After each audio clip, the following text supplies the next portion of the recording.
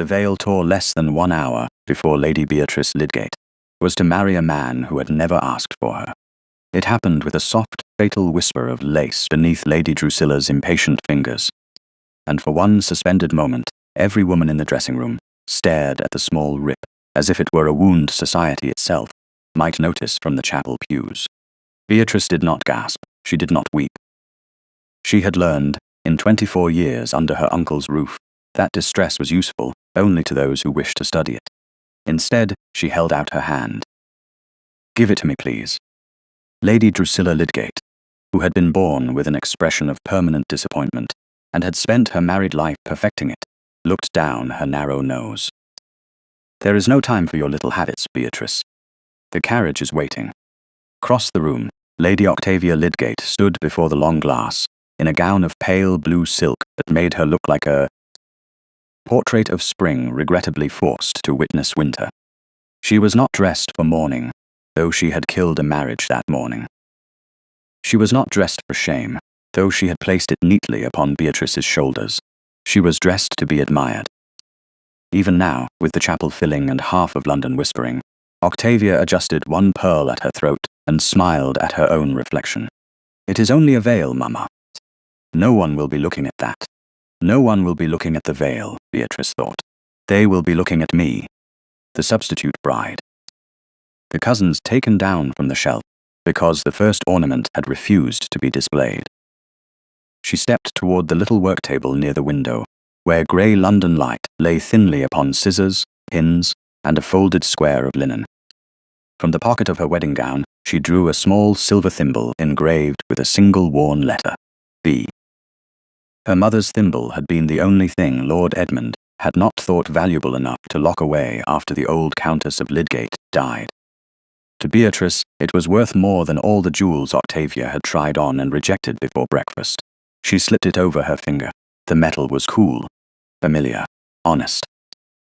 "Beatrice," Lady Drusilla said sharply, "do not make a spectacle of yourself." Beatrice threaded the needle with hands that did not tremble until no one was watching them closely enough to see. "I believe the spectacle has already been arranged." Octavia turned, her blue eyes bright with warning. "That is unkind." Beatrice lifted the torn lace. "No.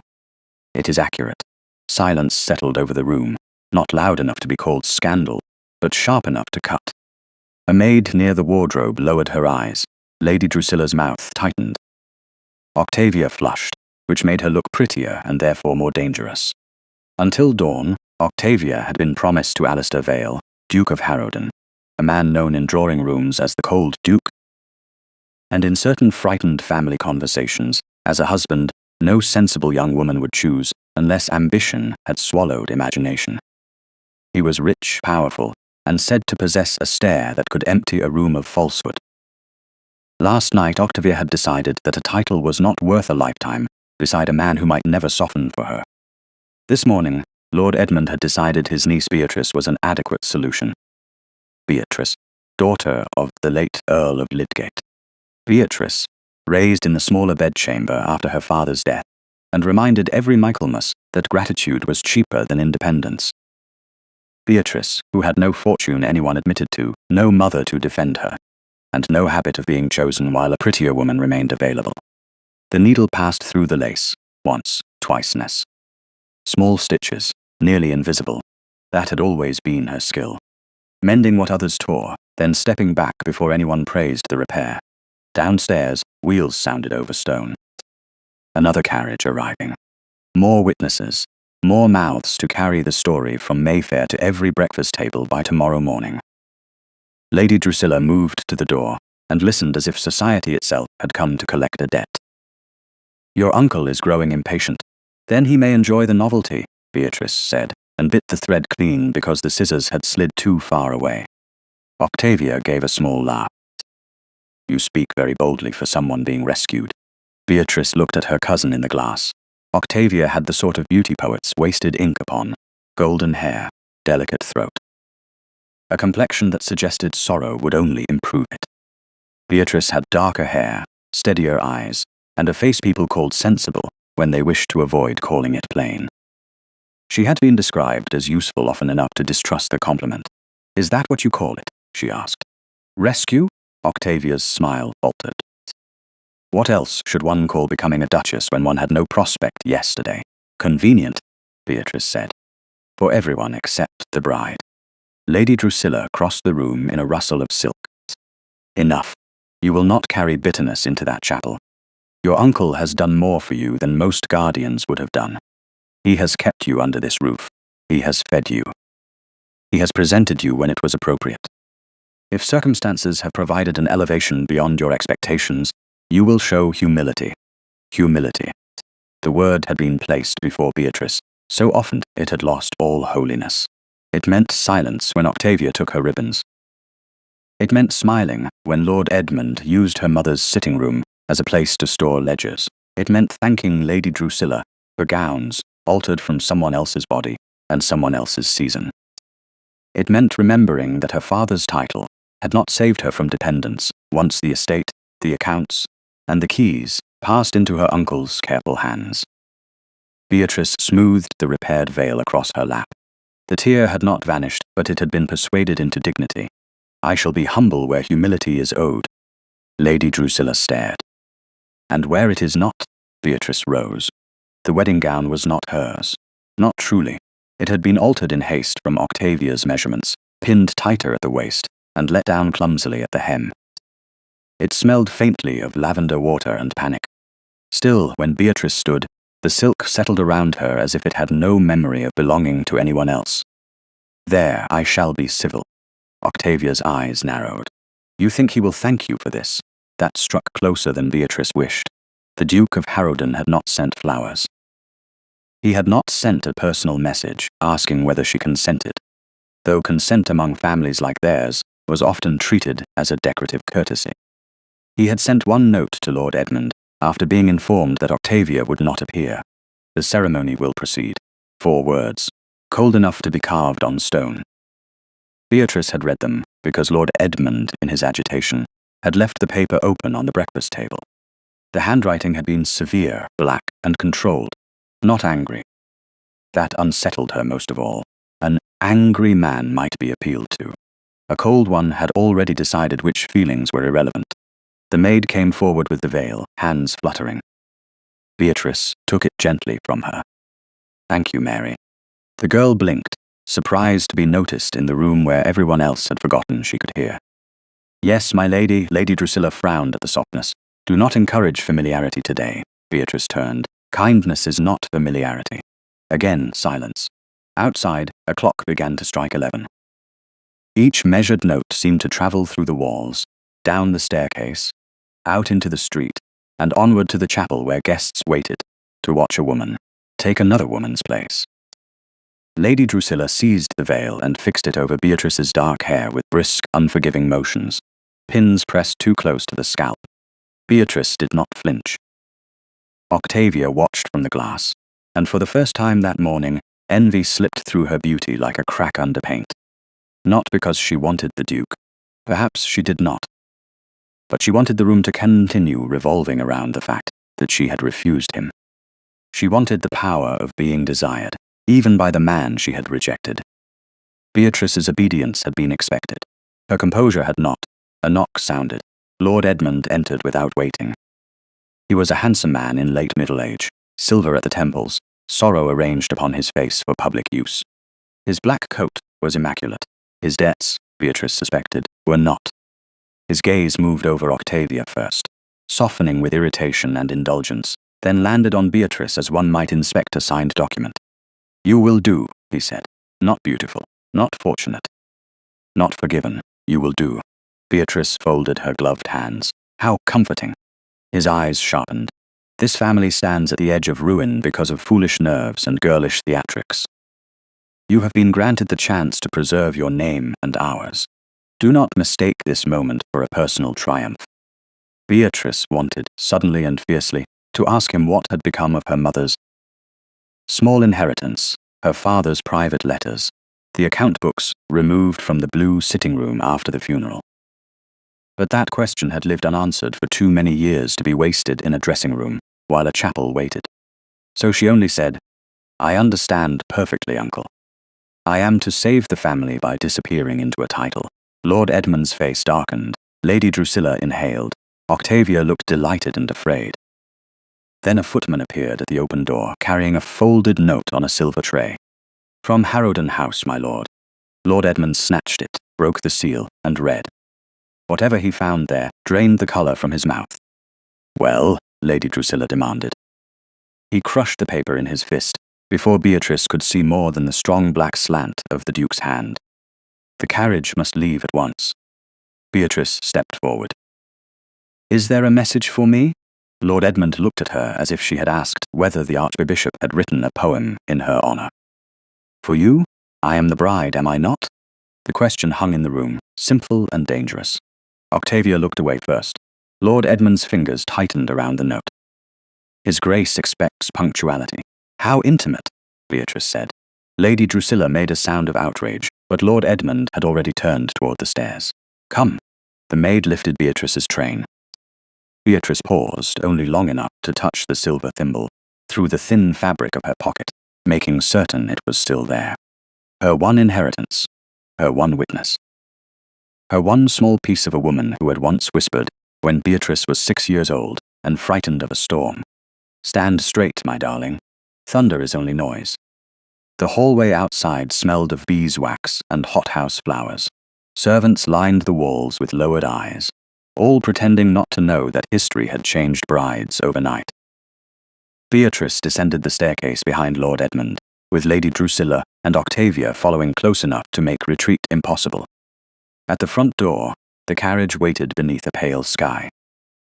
London moved around them as it always did, indifferent to private ruin. Wheels rattled over the street. A flower seller called from the corner. Somewhere nearby, a church bell answered the hour. Beatrice placed one foot on the carriage step.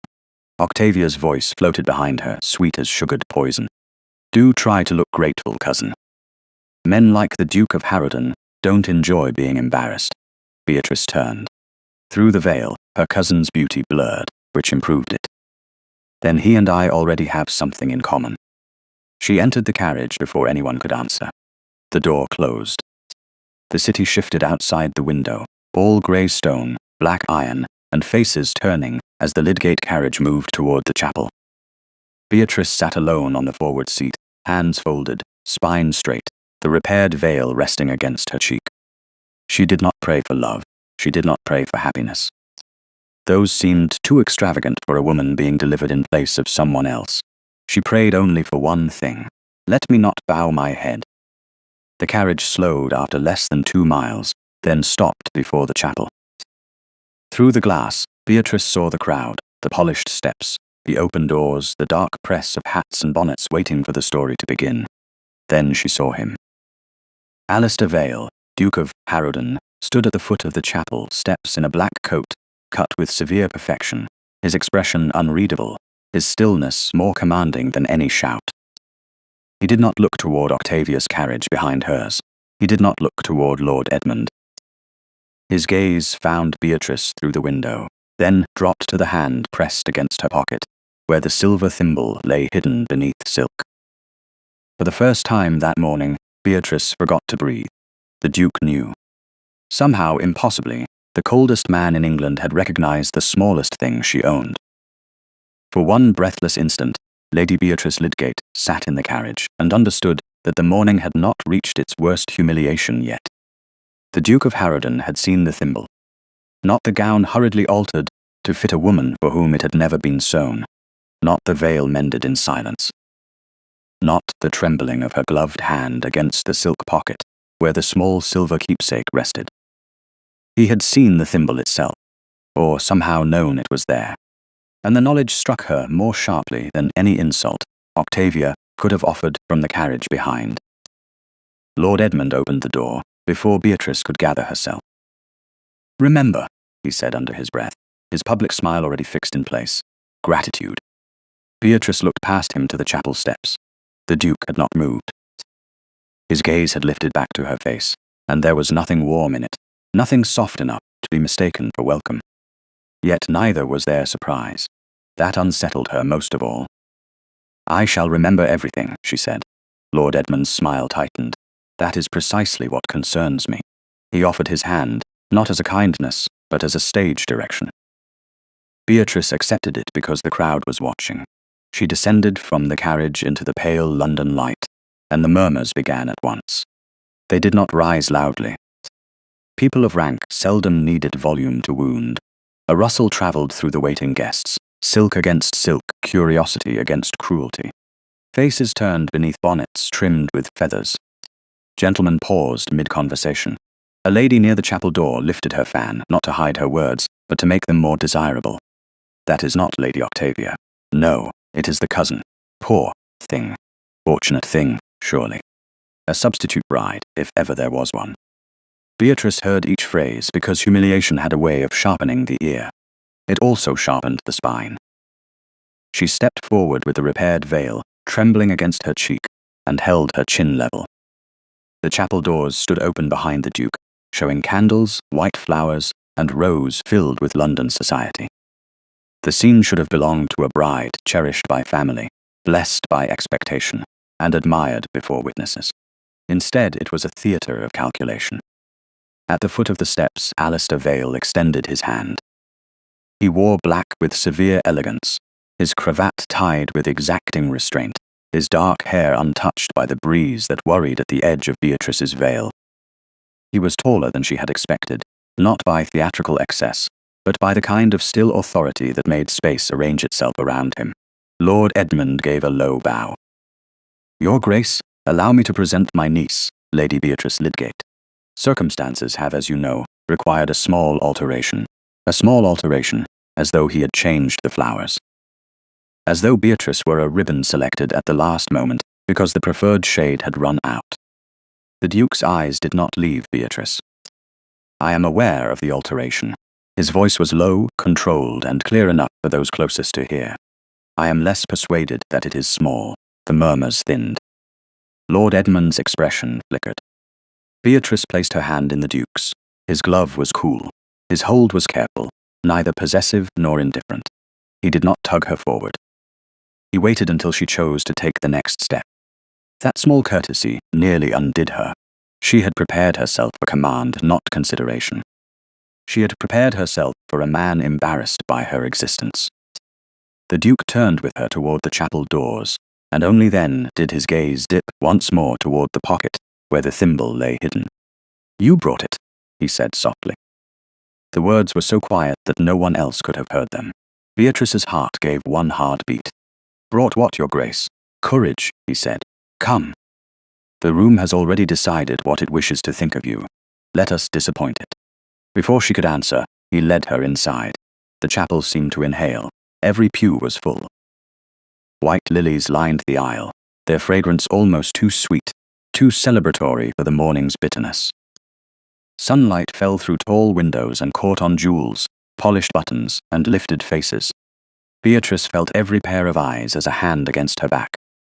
There sat Lady Drusilla, rigid with family pride and private fury. There sat Octavia, newly arrived and placed where all might see the beauty the Duke had not received. Her blue silk glowed in the candlelight. Her expression held sorrow so artfully that several people near her looked ready to comfort the wronged woman who had wronged everyone. Beatrice walked beside the Duke, not on his arm, but near enough to feel the steadiness of him. Halfway down the aisle, a gentleman whose name she did not know leaned toward his companion. Harrowden must be desperate indeed. The Duke stopped. It was not a dramatic halt. No flourish, no anger.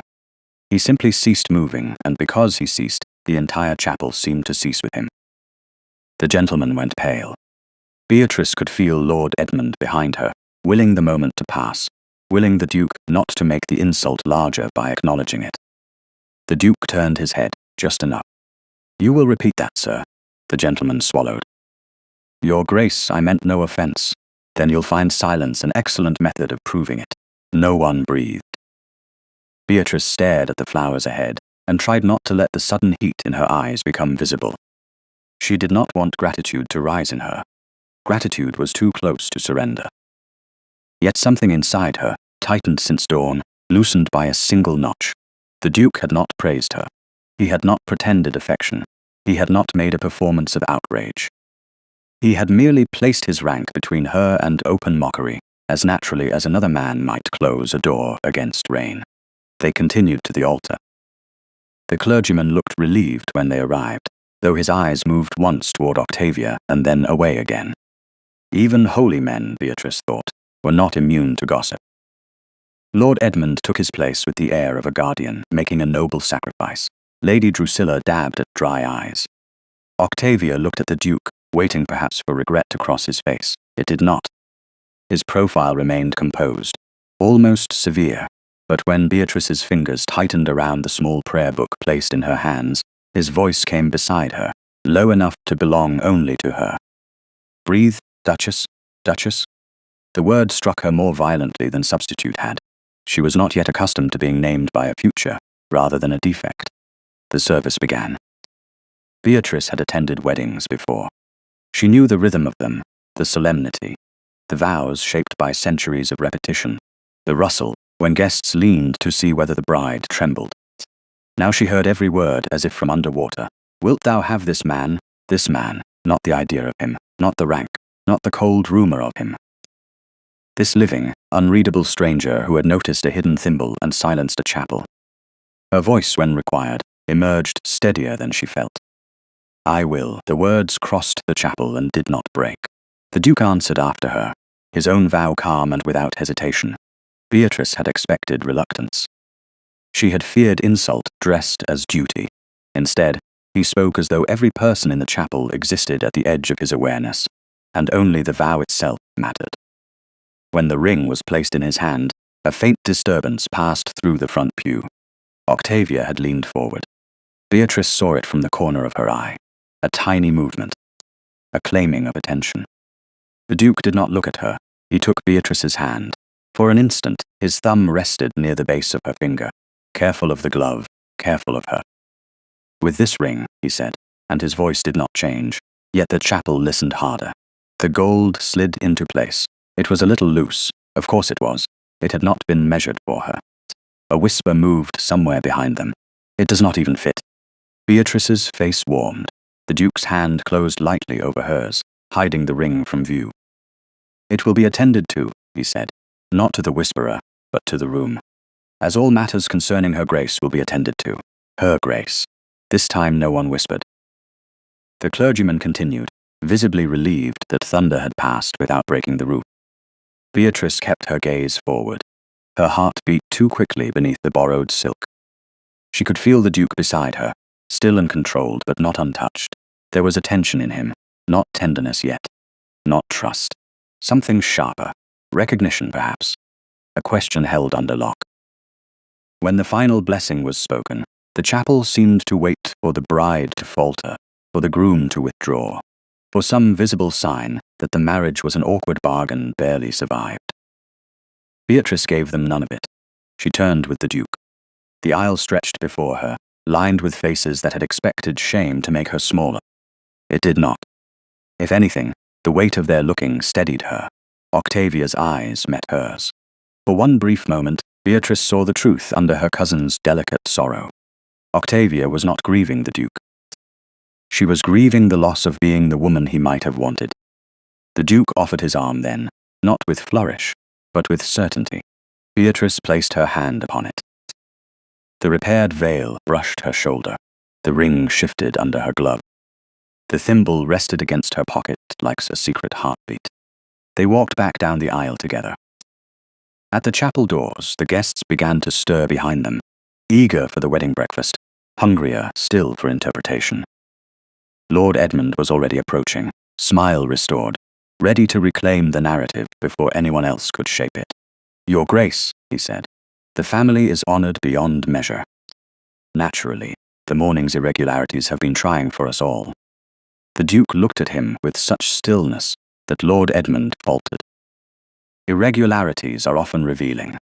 "Indeed," Lord Edmund said quickly, "and Lady Beatrice has behaved with commendable gratitude." Beatrice felt the word land exactly where her uncle intended it. The Duke's arm remained steady beneath her fingers. "My wife has behaved with dignity. My wife, not the bride, not your niece, not the replacement, my wife." Lady Drusilla's mouth pressed thin. Octavia's fan stopped moving. Lord Edmund bowed again, too low, too late. "Of course." Outside, the carriage waited to take them to Harrowden House, where breakfast, speeches, and sharper knives, disguised as compliments, would follow. Beatrice thought that the ceremony had exhausted her capacity for surprise. Then the Duke leaned closer, his voice quiet enough to stir only the edge of her veil. "Endure the breakfast, Duchess. After that, you'll have the truth." Beatrice turned her face toward him. What truth? For the first time, something almost human moved through his eyes. Not warmth. Not yet. A shadow of regret. "The one your family has spent years hoping you wouldn't find." By the time the carriage reached Harrowden House, Lady Beatrice had learned that a wedding could be survived one breath at a time, but a wedding breakfast required an entirely different species of courage. The ceremony had been public, solemn, and brief. The breakfast was intimate enough to be cruel. In the long dining room, beneath portraits of stern Vale ancestors, and chandeliers bright with winter sunlight, every guest seemed to have arranged a polite expression over an indecent curiosity. Silver gleamed, china chimed. White flowers stood in tall vases along the table, as if purity itself had been hired to disguise the morning. Beatrice sat beside Alistair Vale, Duke of Harrowden, in a chair that had surely been placed for Octavia. The cushion beneath her was too soft. The ring beneath her glove was too loose. Her new name, Duchess of Harrowden, hung in the air like a garment society expected her to trip over. Lord Edmund sat opposite her, his face composed into noble suffering. Lady Drusilla dabbed and once at her eyes whenever anyone looked in her direction. Octavia had been placed 2 seats away, close enough to be admired and far enough to appear wronged. She spoke little, which was unusual. Silence suited her when it made other people wonder what pain she was nobly bearing. Beatrice lifted her teacup and noticed that her hand did not shake. That felt like a private victory. The Duke noticed too. He did not smile. He merely moved the sugar bowl half an inch closer to her, as though he had seen she had been made to reach too often in life, and had decided, without announcement, that she would not reach now. The gesture was too small to be a performance. That made it more dangerous. Lord Edmund rose before the second course was cleared. A hush moved down the table with practiced eagerness. "Your Grace," he said, inclining his head toward the Duke. "And my dear niece, now her Grace, the Duchess of Harrowden." He paused long enough for the title to sound unnatural in his mouth. This morning has proved that Providence sometimes arranges blessings in unexpected forms. Though family disappointments may disturb the most careful plans, we are comforted to see that modesty, obedience, and gratitude can still preserve what beauty and spirit, alas, may imperil. A few guests lowered their eyes.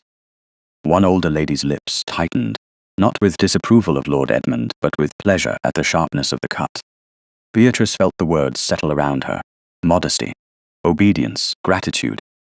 He had built a cage and called it a toast. Octavia's gaze dropped to her plate, but her mouth softened with satisfaction. The Duke set down his glass. The sound was quiet.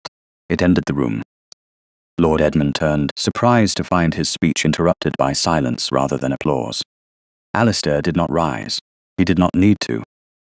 "Lord Edmund," he said, "you have mistaken my dining room for a place where my wife's dignity may be measured against another woman's choices."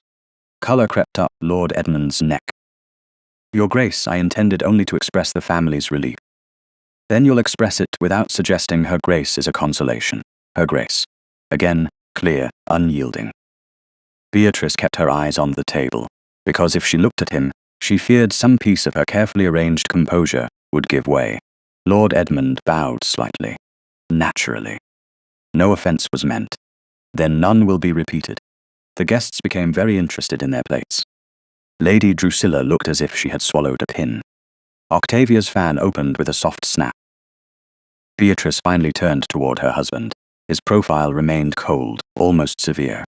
Yet there was a deliberate quality to his stillness. He was not merely defending rank. He was drawing a line and making everyone watch where it fell. "Thank you," she said under her breath. "Don't thank me for naming what is already yours," he replied, barely moving his mouth. The words unsettled her more than any compliment would have done. For the remainder of the breakfast, no one called her fortunate. No one called her substitute. No one dared say modesty as if it meant disappearance.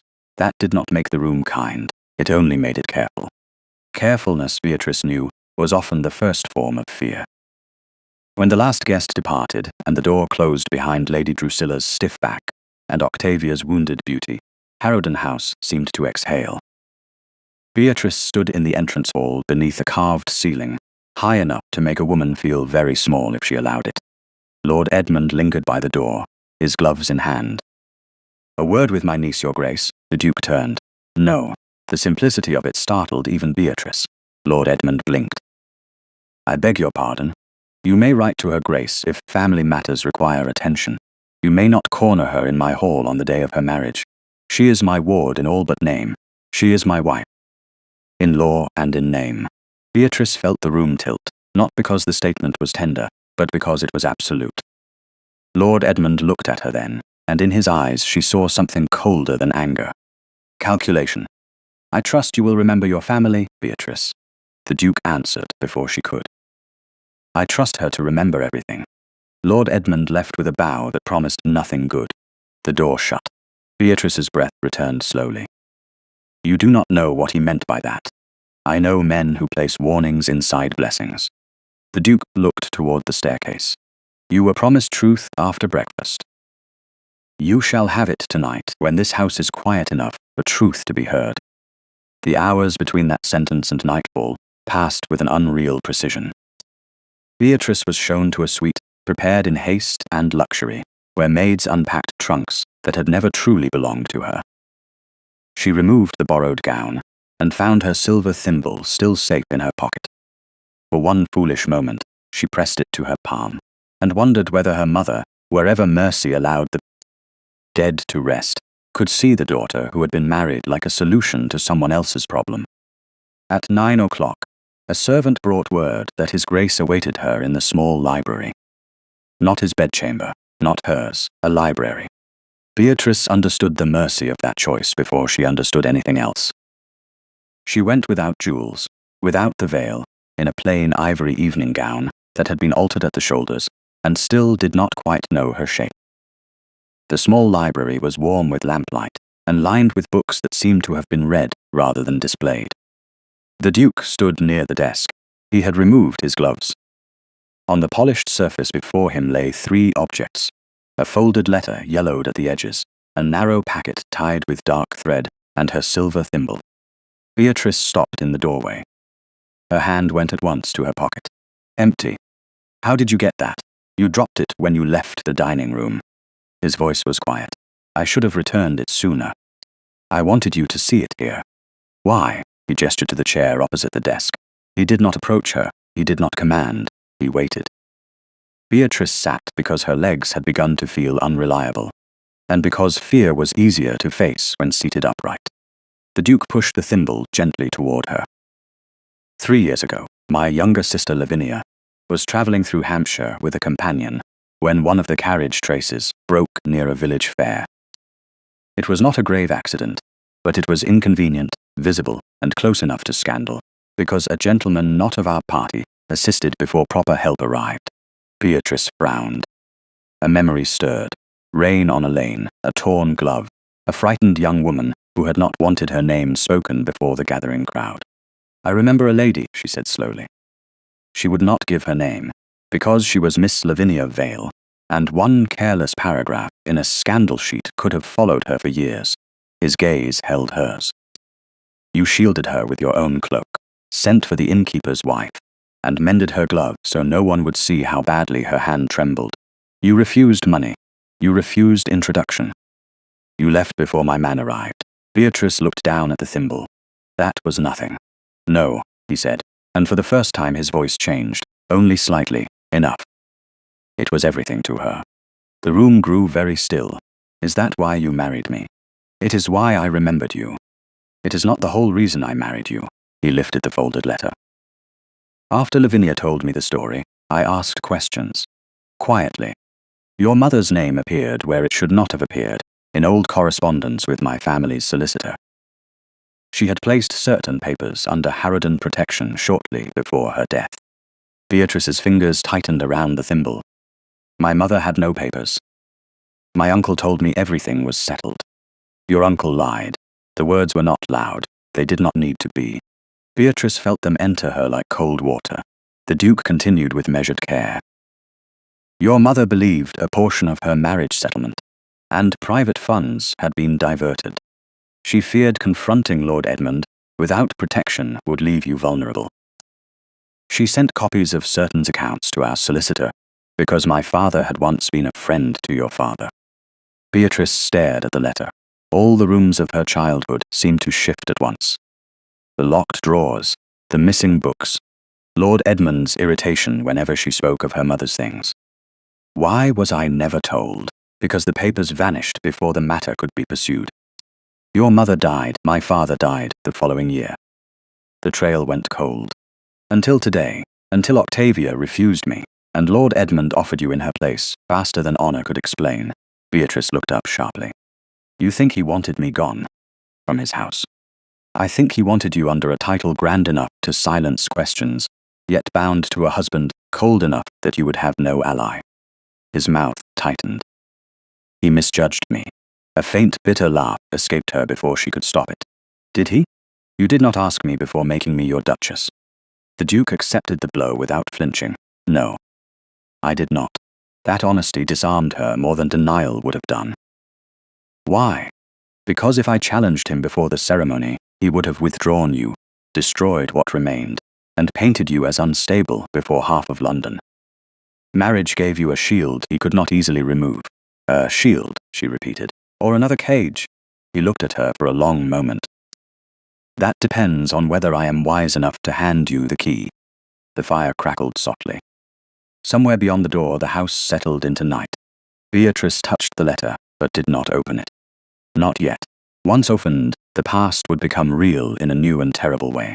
You said in the chapel that I brought courage. You did. No, she whispered. I brought a thimble because it was the only thing of hers they left me. The Duke's expression shifted, and she saw regret there again, carefully contained but unmistakable. Then let it be the first thing returned to you. He stepped back from the desk, leaving the letter, the packet, and the thimble within her reach. Not in his hand, not under his control, hers. Beatrice looked at the objects until their edges blurred. All day she had been called substitute, blessing, wife, duchess. Now in the quiet of a stranger's library, she felt the first dangerous stirring of another name. Heiress, perhaps, wronged daughter, witness. Your Grace, she said, and her voice was steadier than her heart. What did my uncle steal from me? The Duke did not answer at once, and in the pause Lady Beatrice learned that some silences were not empty. They were rooms one had to cross before the floor gave way. Alistair stood on the opposite side of the small library desk, his hands clasped behind his back, his face as controlled as it had been in the chapel. Yet his eyes remained on the old letter, as if it were a thing that could still wound the living. I do not yet know the full measure, he said. Your mother suspected that funds settled upon her at marriage, and meant eventually for you, had been redirected through accounts, controlled by Lord Edmund. She wrote of missing ledgers, altered receipts, and a private income that ceased without explanation after your father's death. Beatrice stared at the paper. The room seemed to narrow until there was only the letter, the thimble, and the man who had placed both within her reach. Money, she said, and disliked how small the word sounded beside years of obedience. Not merely money. His voice softened by a degree. Choice, security. The power to refuse dependence. That struck harder. Beatrice thought of all the times Lady Drusilla had called an old gown generosity. All the times Lord Edmund had told her she was fortunate to remain under his protection. All the times she had swallowed questions because a dependent woman with no account of her own was expected to be grateful for the chair in which she sat. She lifted the letter, then set it down again without breaking the seal. I cannot read this here. Alistair inclined his head. Then you shall not. She looked at him quickly. You do not intend to insist. I intend to learn when my wife says no. The words were plain, and because they were plain, they entered more deeply than comfort would have done. Beatrice closed her hand around the thimble. If Lord Edmund has hidden something, he will not leave it hidden now, not after today. No. Alistair's expression hardened. Which is why we leave for Moorland Chase tomorrow morning. A chill moved through her. You are sending me away. I am taking you to a house where his servants cannot listen at the doors and his friends cannot shape every whisper before noon. That sounds very like sending me away with better horses. His eyes met hers. Then I shall say it differently. I would like you to come with me to Hampshire, because the first trace of your mother's papers passed through my family's solicitor there. I will not force you. The answer should not have mattered so much. Yet Beatrice found herself breathing again.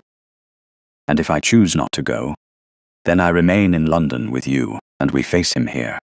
No one had ever offered Beatrice a choice so calmly, without first arranging the correct answer for her. The strangeness of it nearly made her suspicious. Moreland Chase, she said, tasting the name. Is it grand, inconveniently? Against her will, her mouth almost curved. That is a ducal answer. It is an honest one. He looked at the sealed packet, then back to her. There is something else. My sister Lavinia is not at Moreland Chase. She is with our aunt in Devon for her health.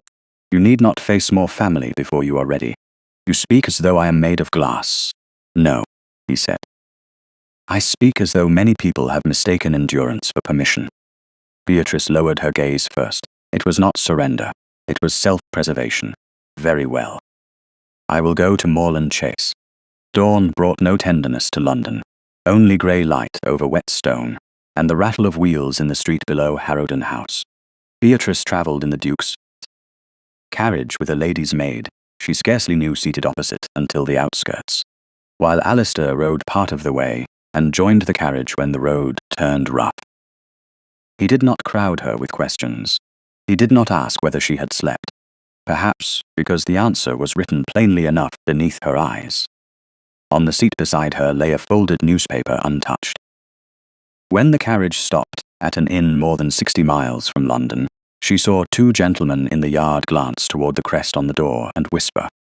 Alistair saw them too.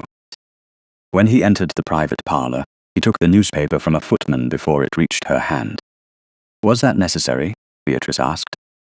Yes, because it mentioned me, because it lied. Then I should see what shape the lie has taken. He stood very still, then placed the paper on the table between them. You're right. Beatrice unfolded it. The paragraph was brief, poisonous, and elegantly phrased. It did not call her ambitious directly. It did not need to. It spoke of sudden substitutions, family distress, and a bride elevated by extraordinary good fortune. Her stomach tightened, but her voice remained steady. They make gratitude sound like guilt. Alistair's jaw hardened.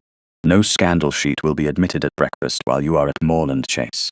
That will not prevent them from being printed. No. But it will prevent them from being served to you with tea. She should have found the severity absurd. Instead, she found it oddly careful. By late afternoon, the road opened into Hampshire. Countryside, green fields divided by hedgerows, bare trees holding the last of winter in their branches, and villages with church towers rising beyond low stone walls. Moreland Chase appeared at the end of a long drive just as the sun thinned behind cloud. It was not merely grand. It was ancestral, grey and wide, with wings built by generations of men who had assumed the future would always make room for them. Beatrice looked at the house and felt, absurdly, like a misplaced button on a military coat. Inconvenient was generous, she said. Alistair glanced at her.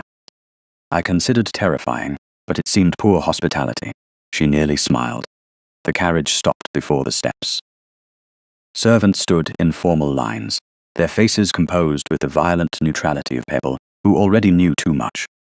A woman in black silk came forward first, keys hanging at her waist, posture straight as a ruler. Your Grace, she said to Alistair, then turned to Beatrice with a curtsy exact enough to contain judgment without displaying it. Your Grace, I am Mrs. Valewood, housekeeper of Moreland Chase. There it was again. Her Grace, not warm, not cruel. A title presented like a test. Beatrice stepped down before Alistair could offer his hand, then regretted the small defiance when the hem of the altered gown caught on the carriage step. She freed it quickly.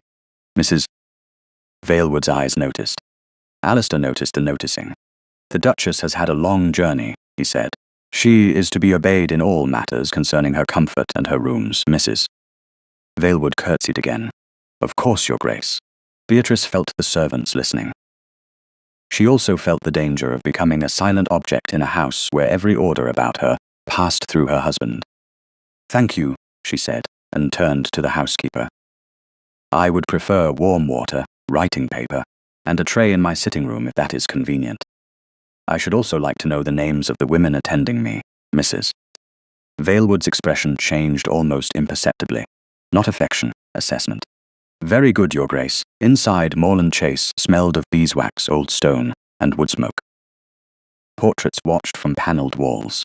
Somewhere above, a door closed too quickly, and Beatrice knew gossip had already outrun her up the stairs. She was shown to a suite overlooking the south lawn, where the bed hangings were blue, the fire was lit, and the dressing room had been prepared with haste disguised as perfection. At the far end of the corridor, she noticed a closed door darker than the others, its brass handle dull from disuse. "What room is that?" Mrs. Valewood's hand paused on her key ring. "The late Duchess's morning room, Your Grace. His Grace's mother." "Yes, Your Grace. Why is it locked?" The housekeeper's face became a well-trained wall. "It has not been used for many years." Alistair, who had entered quietly behind them, answered before Beatrice could press further. "Because my father ordered it closed after her death, and I lacked the courage to open what he left untouched." Mrs. Valewood looked down. Beatrice turned toward him, startled less by the confession than by the fact that he had made it before a servant. His face remained composed, but there was something old in his eyes. "Would you like it opened?" he asked. The question passed through the room like light under a door. Mrs. Valewood watched Beatrice now, not the Duke. Beatrice understood the test had shifted. A selfish woman would seize the room because she could. A timid one would refuse because history frightened her. She was neither, though she was not yet certain what she was becoming. "Not tonight," she said. "A closed room deserves more respect than curiosity." Alistair's gaze held hers. "As you wish." Later, when the tray had come and the servants had gone, he brought a narrow account book to her sitting room himself. "This was found in the estate office after my father died. I had not understood its importance until your mother's letter was compared with the dates." Beatrice sat by the fire, the silver thimble on the table beside her tea. She had not meant to place it there. Her hand had done it without asking. Alistair opened the book and turned it toward her. The pages were filled with careful columns, names, numbers, and notations in faded ink. She leaned closer. Near the middle of the page, under the name of a Harrowden solicitor, stood a line that made her skin go cold. "Countess Lydgate. Private papers received." Beatrice read it once, then again. Beneath it, in another hand, was a later notation, "Released to Lord Edmund Lydgate by family request." "No," she whispered. "My mother would never have requested that." "I do not believe she did." Beatrice looked up. Outside, beyond the dark glass, Moreland Chase lay quiet under the evening sky, but the quiet no longer felt empty. It felt full of locked rooms, old accounts, and footsteps approaching from the past. Before she could speak, a soft knock came at the door. Mrs. Valewood entered with a silver tray. On it lay a calling card. Beatrice saw the name before the housekeeper announced it. Lady Octavia Lydgate. Mrs. Valewood's voice remained calm, but her eyes were sharp. "Her ladyship sends word that she intends to call tomorrow morning." Alistair's expression turned cold. Beatrice touched the edge of the account book, then the thimble, then lifted her chin. "Then, tomorrow morning," she said, "we shall receive her." Lady Octavia Lydgate arrived at Moreland Chase the next morning, dressed as if she had been invited to forgive the house for preferring another woman. Her carriage rolled up the drive at 11, neither too early to appear vulgar, nor late enough to surrender advantage. Lady Drusilla sat beside her, upright beneath a bonnet trimmed with dark feathers, her expression arranged into maternal concern. From the south drawing-room window, Beatrice watched the carriage stop, and felt the strange calm that sometimes arrived when one had been insulted so often that surprise was no longer available. "You do not have to receive them," Alistair said from behind her. He stood near the mantel, already dressed for the morning in a dark coat, his face unreadable except for the hard line of his mouth. "A duchess may refuse any call she wishes." Beatrice looked at the calling card on the small table. Lady Octavia Lydgate. The engraved letters seemed to smile. If I refuse, they will tell London I am hiding. Let them, you may afford indifference, I cannot. Not yet. His eyes moved to her face, then to her hands, which were folded too tightly around her handkerchief. She released the cloth at once. You believe receiving them is courage? He asked. No, she said. I believe it is housekeeping. A faint shift passed through his expression, not quite amusement, but close enough to warm the room by 1 degree. Then I shall remain. No. The word came out before caution could soften it. Mrs. Vailwood, who stood near the door awaiting instruction, did not move, though Beatrice knew she had heard. Alistair did not look offended. He looked attentive, which was far more difficult to face. Beatrice drew a breath. If you stand beside me, before they have spoken, Lady Drusilla will say, I cannot receive my own family without my husband's protection. Let them discover first whether I need rescuing. And if they decide you do, then you may enjoy being correct. This time the change in his eyes was unmistakable, almost a smile. I seldom enjoy it. How tragic for you. The footman announced Lady Octavia and Lady Drusilla before he could answer. Beatrice turned from the window and took the chair nearest the tea table. Not the largest chair, not the smallest, but the one from which she could see both the door and the hearth. The silver thimble was not with her. She had left it upstairs deliberately. Some things were too dear to bring into a room where Octavia might admire them falsely. The door opened. Octavia entered first in pale rose silk, soft as a flower and twice as practiced. Lady Drusilla followed, eyes moving quickly over the furniture, the portraits, the carpets, and finally Beatrice, as if calculating how much luxury had been wasted upon the wrong bride. My dear Beatrice, Octavia said, coming forward with both hands extended. Or must I say your grace now? How extraordinary it still feels. Beatrice stood. In my husband's house, the servants will say your grace. My family may use my name if they remember kindness with it. Lady Drusilla's mouth thinned. Marriage has improved your confidence. It has clarified my address. Octavia kissed the air near Beatrice's cheek and drew back with a delicate shiver. You look pale. I told Mamma the journey would be too much for you after such a trying ceremony.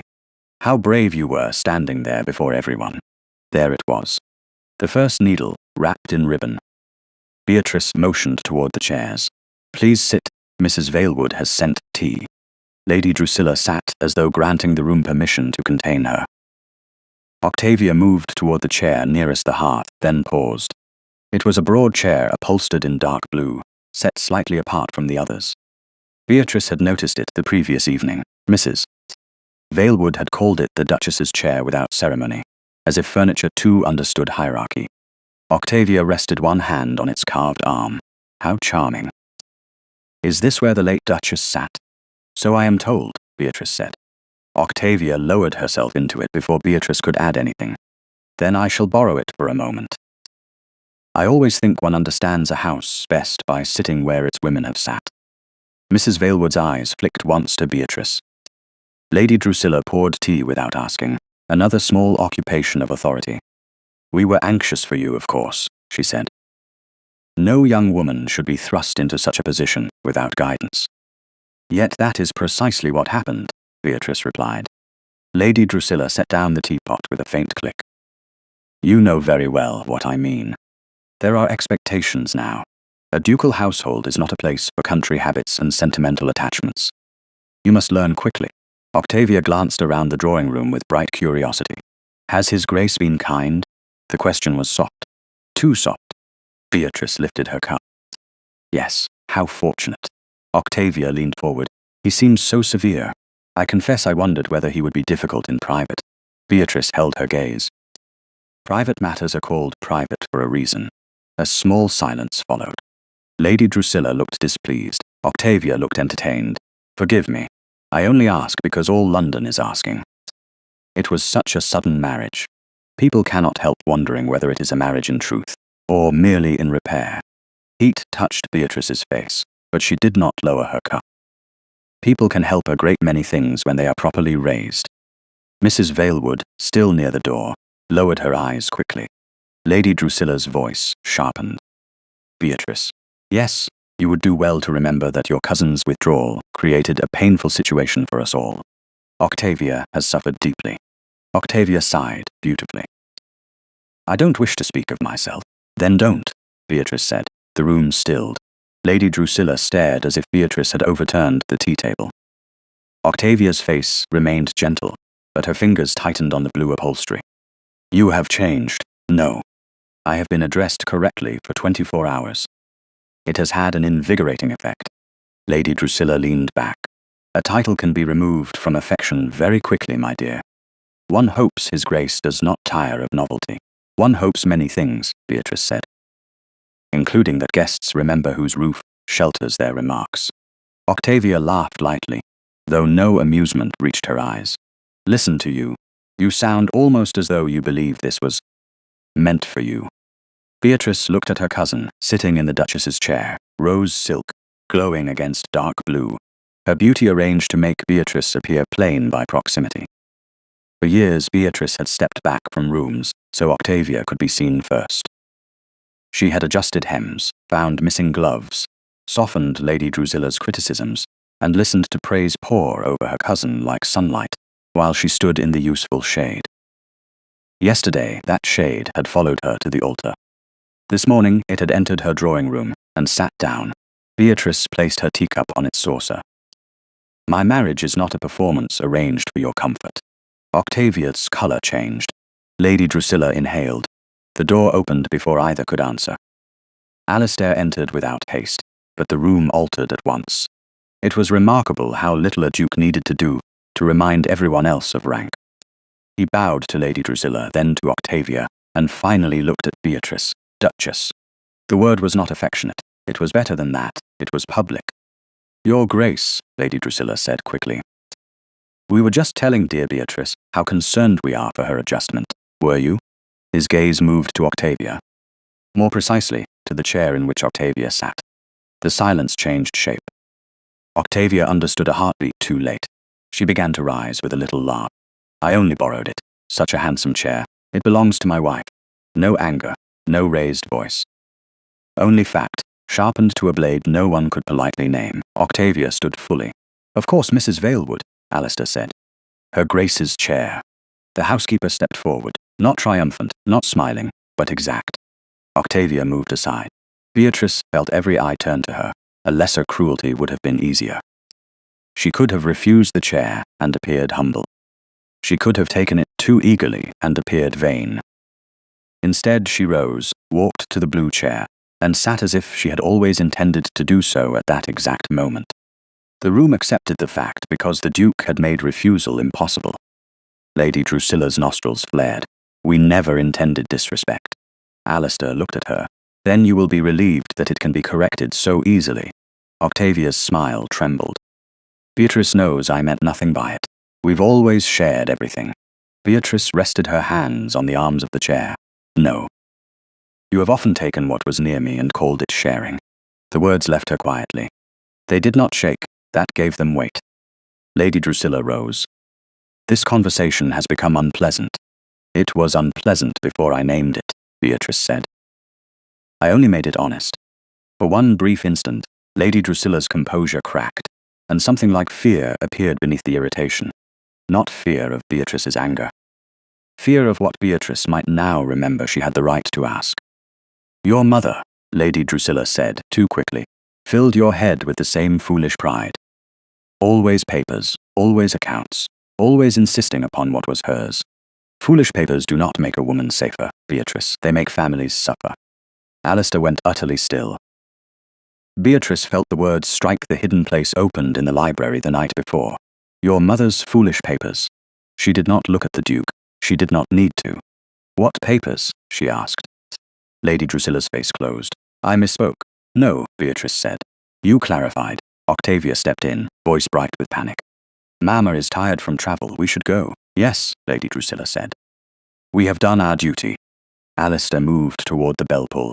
Your carriage will be brought round. It was dismissal without the courtesy of disguise.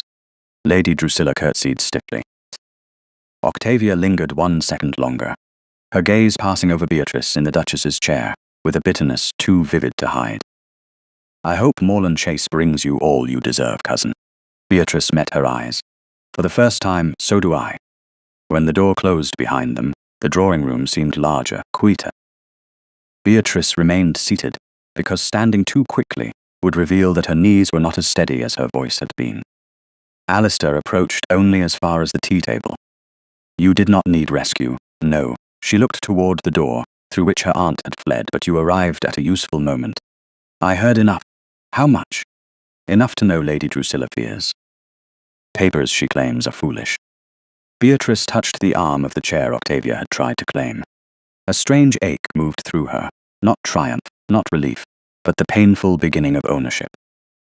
She would not have said it if she had not been frightened. Agreed. Then my mother's papers existed. Yes, Alistair's voice was low and certain. And someone in your family still knows why they mattered. Beatrice looked up at him. This time, gratitude did not feel like surrender. It felt like choosing not to stand alone when truth had finally entered the room. Then we find out who. By the next morning, the word papers had become more dangerous at Morland Chase than any open accusation. It appeared in Beatrice's thoughts while her maid pinned her hair. It waited behind Mrs. Valewood's careful questions about breakfast. It followed her into the estate office, where tall windows admitted a pale Hampshire light, over shelves of ledgers, receipt books, and correspondence tied in fading ribbon. Alistair had ordered nothing brought to her, as if she were a guest to be entertained. Instead, he had unlocked the office himself and placed the keys on the desk between them. You may see anything you wish, he said. Beatrice looked at the keys. They were heavy, iron, and plain. No jewel had ever tempted her half so much. Your steward will object. My steward will survive disappointment. And you? His gaze moved to her face. I am becoming acquainted with it. The answer was quiet enough to be dismissed as wit, but there was too much truth beneath it. Beatrice turned away first. On the desk lay the old account book opened to the page where her mother's name appeared beside the Harrowden solicitor. Countess Lydgate. Private papers received. Released to Lord Edmund Lydgate by family request. Those last words seemed to rearrange themselves each time she read them, forming new cruelties. Family request. Whose family? Whose consent? Who's right? I should like to see any letters connected with my mother, she said. Alistair reached toward a cabinet, then stopped. May I? It took Beatrice a second to understand that he was asking before touching the drawer, as though the possibility of her mother's name had given her authority over the wood itself. The courtesy unsettled her. Yes, he unlocked the cabinet and removed a narrow box. Some are dull, some may wound. You need not read them all today. If my mother was wounded while writing them, I can bear reading them.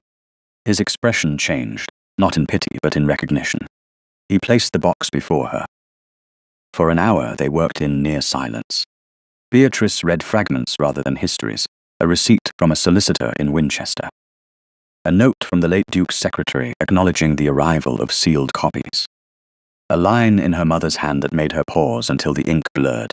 I do not fear poverty for myself, but I fear dependence for my daughter, for it teaches a girl to thank the hand that empties her plate. Beatrice pressed her fingertips to the page. She felt Alistair watching her, but he said nothing. He had learned, at least in that moment, that some grief did not want witnesses to speak. A knock came at the door. Mrs. Valewood entered with a curtsy and a folded list. Your Grace, the household linens sent for repair last quarter have been returned. The seamstress asks whether the new Duchess wishes to inspect them, as the late Duchess used to do. Beatrice looked up. The seamstress came here? Yes, Your Grace, Mrs. Miriam Sallows. A widow from East Hartham village. She is waiting in the servants' hall. Mrs. Valewood hesitated. There was some question whether her work would continue under the new household economy. Beatrice heard the careful phrase beneath the words. Some economies began by dismissing women who had few defences. She closed the letter gently. Then I should like to see her work. Alistair stood. I will send for the steward. No, Beatrice said. Send for the linens. Mrs. Valewood's eyes flickered with something almost approving. Very good, Your Grace. The linens were brought to a smaller morning room, overlooking the kitchen garden and Mrs. Miriam Sallows followed them with a basket on one arm and nervous dignity in every line of her body. She was perhaps 40, with grey beginning at her temples, work-reddened hands, and a black gown carefully brushed to its best condition. She curtsied to Alistair first, then to Beatrice, then stared at the carpet, as if beauty in a great house might charge a fee for being noticed. "Mrs. Sallows," Beatrice said. "Mrs. Valewood tells me you have repaired these for several years." "Yes, Your Grace. The late Duchess favoured neat seams." Her ladyship said a household shows its breeding where guests don't think to look. Beatrice almost smiled. "That sounds wise." She examined the first sheet. The hem had been turned so finely the repair almost vanished. Almost, Beatrice understood the discipline of invisible work. "This is excellent." Mrs. Sallows looked startled. "Thank you, Your Grace. I would like the arrangement continued. In fact, there are gowns and household pieces that may be altered. If you are willing, Morland Chase will have need of your needle." The widow's composure wavered. "Your Grace is very kind." "No," Beatrice said gently. "You are very skilled." The distinction matters. Alistair, from near the window, turned his head slightly. He had heard, so had Mrs. Valewood. The room held still for one breath, then Mrs. Sallows bent over her basket to hide her face. As she did, her gaze fell on Beatrice's hand. The silver thimble sat on her finger. She had put it on to examine the stitches, and forgotten how visible it was. The widow went pale. "Forgive me, Your Grace," she whispered. "Where did you get that?" Beatrice stilled. "It was my mother's." Mrs. Sallows looked from the thimble to Beatrice's face, and something like memory opened in her eyes. "Then you are her daughter." Alistair stepped closer, but stopped before he entered the circle between them. "You knew Countess Lydgate," Mrs. Sallows swallowed. "Not as a friend, Your Grace." "I would not claim so much, but I saw her once. Here, years ago. She came in a plain travelling cloak, not in a grand carriage." She asked for the old Duchess, but His Grace's mother had already gone to Bath. The Countess waited in the west passage, and I was mending gloves by the laundry window. Beatrice's pulse quickened. "Did she speak to you? Only to ask whether a lady might trust the house?" I was young and foolish enough to answer honestly. I said Morland Chase kept secrets better than most houses, but not always happily. A shadow crossed Alistair's face. Beatrice barely noticed. "What did she leave, Mrs.?" Sallows twisted her fingers in her apron. "A packet, I think. It was wrapped in brown paper and tied with black thread. She carried a small prayer book too, blue leather, worn at the edges. She kept touching it as if it mattered more than the packet." Beatrice gripped the arm of the chair. The room sharpened around her. "A prayer book?" "Yes, Your Grace." I remember because the clasp was broken, and she asked if I had a needle strong enough to pass through leather. I did not. She used a little silver thimble to force it through. "That one, I think." Beatrice looked down. The engraved B had dulled with age, but the rim bore tiny scratches she had never understood. Not damage, work. Her mother had used it to hide something. "Did she say where the prayer book went?" Mrs. Sallows shook her head. "No, Your Grace. But there was a maid with her later. A woman called Elspeth, Mrs. Elspeth Rowe, though she was Miss Carter then. She served your mother, I believe. She would know more." "Where is she?" Alistair asked. "Bath, last I heard. She married a printer's clerk who died of fever. She took rooms near Walcott Street." Beatrice heard the name as if it had been written on a door opening before her. Elspeth Rowe, Bath, prayer book. Her mother's hands pressing a needle through leather, with the same thimble Beatrice wore now. "Mrs. Sallows," Beatrice said, and her voice was steady only because it had to be. "You have helped me more than you know." The widow curtsied, shaken. "I hope I have not spoken out of place."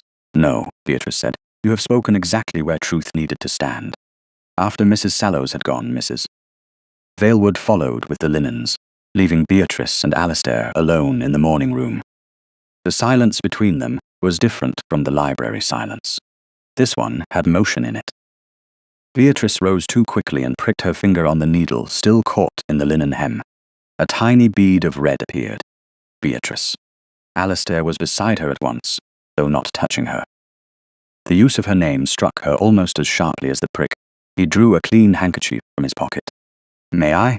She looked at his hand, then at his face. No command, no assumption. The moment was absurdly small, yet it seemed to contain every locked door between them. Yes. He wrapped the handkerchief lightly around her finger. His touch was careful, almost reverent in its restraint. "I frightened you yesterday," he said, "when I tried to decide how you should be safe." She watched his hands. "Yes, I will likely do it again. Not because I mean to, because fear makes tyrants of men who imagine themselves protectors." She looked up then. The cold Duke of Harrowden stood before her with a widow's thread on his sleeve, her blood on his handkerchief, and honesty in his eyes. It was not tenderness, not yet, but it was a door unlatched. "Then I will likely remind you," she said. "No," she said. "Probably not." His mouth almost softened. Before either could say more, Mrs. Valewood returned, this time without linens. In her hand was a folded newspaper, her expression grave. "This arrived with the post, Your Grace." I thought His Grace should see it before breakfast. Alistair took it, opened it, and went still. Beatrice slipped the handkerchief from her finger. "If it concerns me, I will read it." His eyes met hers. For a moment, his old instinct rose. She saw it. Then he placed the paper in her hands. The paragraph was short, elegant, and cruel enough to be admired by people who mistook malice for wit. The Duke's substitute bride. A marriage bought with a lie? Beatrice read it once. The words did not blur. They burned too clearly for that. At the bottom of the column, one sentence seemed written to reach across the miles and close around her throat. Sources close to the Lydgate family suggest the new Duchess may have desired the arrangement long before propriety allowed it. Beatrice folded the paper with careful hands. "Someone has begun before we did." Alistair's face had gone colder than she had ever seen it. "Then we returned to London." Beatrice touched the thimble, feeling the scratched rim beneath her thumb. "Yes," she said, "but this time I will not arrive as a woman being delivered. I will arrive as one asking questions." London received the Duchess of Harrowden as it received all useful scandal, with closed doors, lifted curtains, and 1,000 polite mouths pretending not to hunger. By the time Beatrice's carriage turned into Mayfair, the column from the scandal sheet had already done its work. It had travelled faster than horses, faster than decency, faster even than truth could lace its boots. At Harrowden House, footmen stood straighter than usual, as if posture alone might defend their new mistress from gossip. Beatrice sat down without waiting for Alistair's hand, not because she wished to refuse him, but because London had first seen her delivered as a substitute bride, and it would not see her return as a burden carried by her husband. Alistair noticed. Of course he did. His eyes moved from her face to the street, where two ladies in a passing carriage turned their heads too slowly to be innocent. "We can refuse Lady Ashbourne's route," he said as they entered the house. Beatrice removed her gloves finger by finger. "No, you have nothing to prove to people who have already chosen the lie they prefer. I have something to learn from them." His expression chilled. "From gossip? From who repeats it before they know whether I will answer?" He was silent for a moment. The hall behind them seemed to listen. "You're determined to stand in the center of it," he said. "I've spent years being made useful in corners. I think the center may survive me for one evening." Something moved in his eyes, reluctant and almost proud. "Then I will stand beside you." She looked up. "Beside me, Your Grace." Not in front of me. His jaw tightened once, not in anger, but in the effort of obedience. "As you wish." The rout at Lady Ashbourne's townhouse began at 9, when the rooms were already crowded, and the air smelled of wax, perfume, and sharpened curiosity. It was not a ball, though music drifted from one end of the rooms. It was worse than a ball. There was no dancing to excuse silence, and no formal dinner to occupy hands. People stood in glittering clusters, speaking just softly enough to claim innocence if overheard. Beatrice entered on Alistair's arm in a gown of deep ivory, plain by Octavia's standards, but fitted to her own shape at last. The ring had been adjusted that afternoon. It no longer slipped. Neither did she. Lady Ashbourne, a widow with silver hair and an appetite for fashionable danger, greeted them near the door. "Your Grace, Duchess. How brave of you to come. How generous of you to provide a room where bravery may be observed," Beatrice replied. Lady Ashbourne blinked, then smiled as if she had discovered a new flavor of amusement. I hope you will find friends here. I hope to find honest enemies. They are less tiring. Alistair's hand rested lightly over hers, not warning, recognition. Across the room, Lord Edmund stood near the mantel, with the manner of a grieving guardian, and the complexion of a man who had slept well after poisoning a well. Lady Drusilla sat nearby, speaking into another lady's ear with an expression of sorrowful reluctance. Octavia stood beneath a gilt mirror in pale green silk, beautiful enough to make pity appear reasonable. When she saw Beatrice, her face softened into an expression that might have fooled anyone who had not grown up, watching her practice tenderness before glass. Beatrice, Octavia said, crossing the room. You came, I was invited, of course. I only meant, after that dreadful paragraph, I feared you might prefer quiet. I have had enough quiet. Octavia's smile fluttered. Then perhaps society will be kind. Beatrice looked around the room. Fans paused. Heads tilted. Conversations thinned as if the air had been pulled tight. Society is rarely kind. It is occasionally well managed. Octavia laughed lightly, but her eyes hardened. How ducal you sound already. No, Beatrice said. Only less available. Before Octavia could answer, Lord Edmund approached with paternal gravity so perfectly arranged that Beatrice nearly admired the workmanship. My dear child, he said, lowering his voice enough to invite everyone nearby to listen harder. I had hoped you would spare yourself this strain. Had you? There are whispers one cannot silence by walking toward them. Alistair's arm grew still beneath her hand. Beatrice felt his instinct rise like a door being barred. She pressed her fingers lightly against his sleeve. Wait. Lord Edmund's gaze flicked to the gesture and sharpened. You were always sensitive, even as a girl, given to imagining slights where guidance was intended. And yet tonight, uncle, I have no need to imagine them. A murmur slipped through the nearest cluster. Lady Drusilla's fan opened. Octavia moved closer to Lord Edmund, a picture of family concern. Please don't quarrel, she whispered. Everyone is watching. Yes, Beatrice said, that appears to be the point. The first true blow came not from Lord Edmund, but from a young matron in blue satin who had once praised Octavia's complexion for 12 uninterrupted minutes at dinner. She drifted forward, holding a folded paper. Forgive me, Duchess. I would not mention it, only there is such confusion, and one hates confusion where a lady's reputation is concerned. Alistair looked at the paper. The temperature of the room seemed to drop. What is that? The matron faltered. Only a letter shown to me by a person of complete respectability. Lord Edmund sighed. This is most unfortunate. Beatrice turned to him. You have seen it. I had hoped it would not be necessary. Necessary.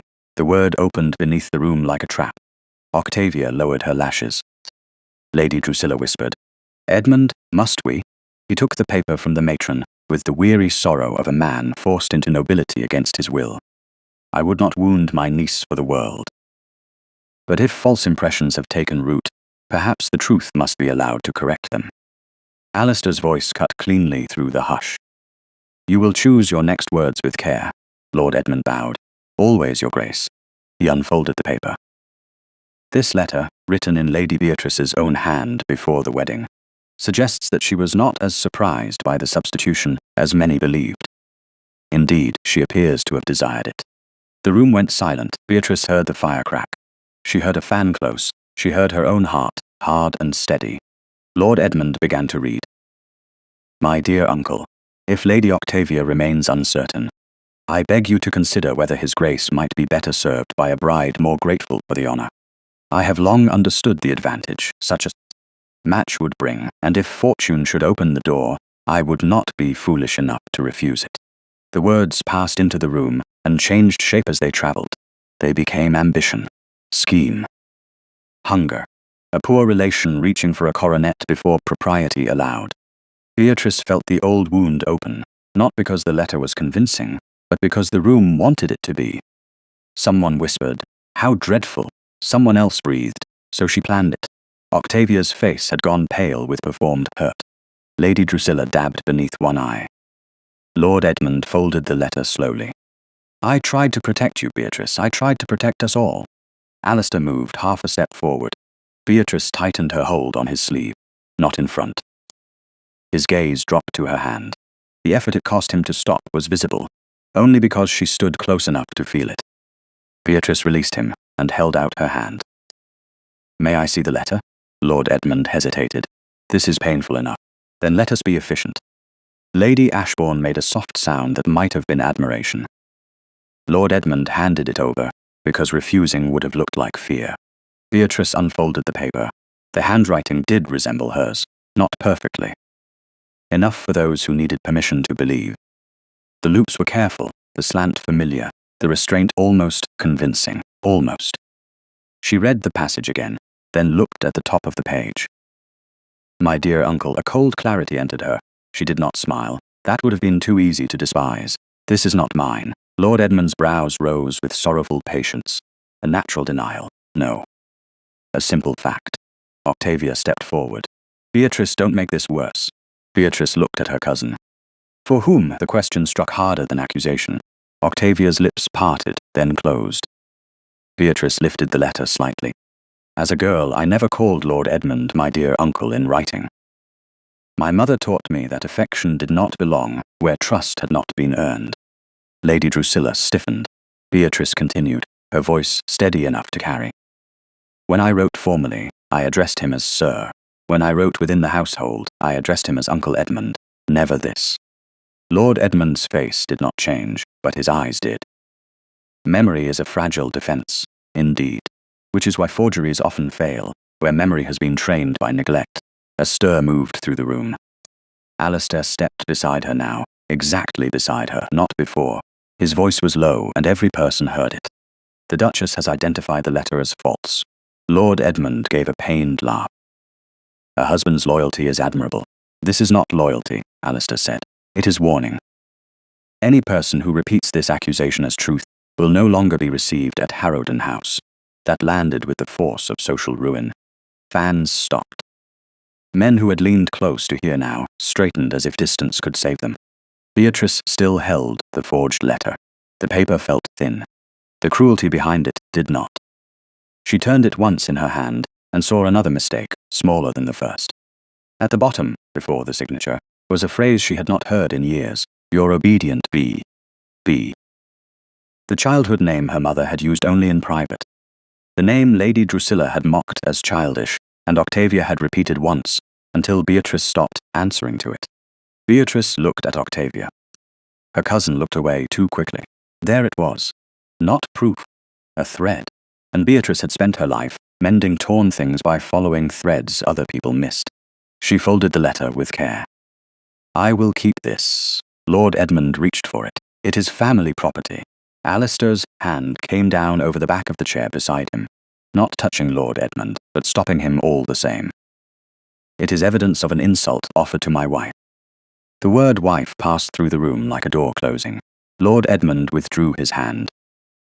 "You cannot silence every question, Your Grace." Beatrice met her uncle's eyes. "No, but I can begin asking my own." For the first time that evening, Lord Edmund looked afraid. It lasted less than a second. It was enough. The rout recovered around them in pieces, but the pleasure had gone out of the gossip. Beatrice had not been cleared, not yet. But she had refused the role written for her, and that refusal changed the air. When she and Alistair left, Lady Ashbourne curtsied lower to Beatrice than she had upon arrival. Outside, the carriage waited beneath a cold London sky. The door closed behind them, shutting out the last murmur from the street. Alistair sat opposite her, his face pale with controlled anger. "You are not to pursue this further." Beatrice looked down at the folded letter in her lap, at the false curves of her borrowed hand, at the name B placed there by someone who remembered what they should not have known. Then she looked at her husband. "I am afraid you married the wrong woman, if you expected obedience." The carriage had not travelled 500 yards before the silence inside it became another room with locked doors. Beatrice sat with the forged letter folded in her lap, her gloved fingers resting upon the false signature, as though pressure alone might force the paper to confess. Across from her, Alistair Vale looked out at the darkened London street, but his reflection in the glass betrayed the severity of his face. He had ordered her not to pursue the matter further. She had answered him as honestly as pride allowed. Now both truths sat between them, as sharp as knives no one intended to use, and yet no one could ignore. "You think obedience would keep me safe," she said at last. "I think your uncle has crossed from insult into strategy. He crossed that line years ago. He is only less careful now." Alistair turned from the window. "That is precisely why you must not give him another stage.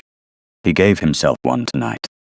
I merely refused to play the part assigned to me, and for that he will punish you." The words were too blunt to be called fear, but fear lived beneath them.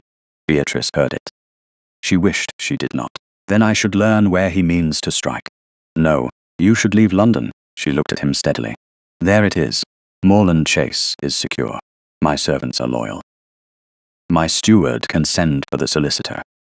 We can examine the accounts without every gossip in Mayfair pretending concern at your elbow. And by tomorrow afternoon every drawing room will say the Duke has hidden his bride away because the forged letter was true." His jaw tightened. "Let them speak. You say that because their words do not make you smaller." He went still. The carriage lamps shifted over his face as they passed beneath the streetlight. For a moment, he looked less like the cold Duke and more like a man struck in a place he had not guarded. "You believe I do not know what words can do. I believe you have always had rank enough to answer them." She lifted the letter. "I have had to survive them." The carriage slowed before Harrowden House. Footman opened the door, and the night air entered cold and damp. Alistair stepped down first, then offered his hand. Beatrice hesitated only once before taking it. His fingers closed around hers with careful restraint, as if even his anger remembered not to grip. Inside, the hall blazed with lamps. Mrs. Grafton, the London housekeeper, waited with a tray. Her expression was properly blank, which meant the household had already sensed trouble. "A message arrived for Her Grace while you were out," she said. Alistair reached for it. Beatrice reached faster. The seal bore the Lydgate crest. "It is addressed to me." He withdrew his hand at once, but not easily. Beatrice broke the seal under the hall lamp. The note was in Lord Edmund's hand, elegant and familiar enough to turn her stomach. "My dear niece, rashness has already placed you in a painful light. For your own peace, return to Hampshire and allow wiser heads to restore what can yet be preserved. Should you continue to encourage inquiry, I shall be forced, with reluctance, to explain to society how grief and sudden elevation have unsettled you. Gratitude would still serve you better than defiance." The final line had been pressed so hard, the ink nearly cut the paper. Alistair read it over her shoulder. The air around him changed. "He threatens to call me unstable," Beatrice said. Her voice sounded calm, though the word had entered her like ice. "Ungrateful too, but that is an old hymn. This ends tonight. How? By removing you from his reach." "You mean from London?" "Yes. No." The answer passed through the hall with enough force that Mrs. Grafton lowered her eyes and withdrew without being told. Alistair waited until the servants were gone. "Beatrice, do not say my name as if it is a door you can close gently. I am trying to protect you. You are trying to move me. Because he will. Ruin you if he can. He has been ruining me in smaller rooms for half my life." Her voice did not rise. That made it worse. "I will not help him do it politely." Alistair stared at her, the note in his hand, the forged letter in hers.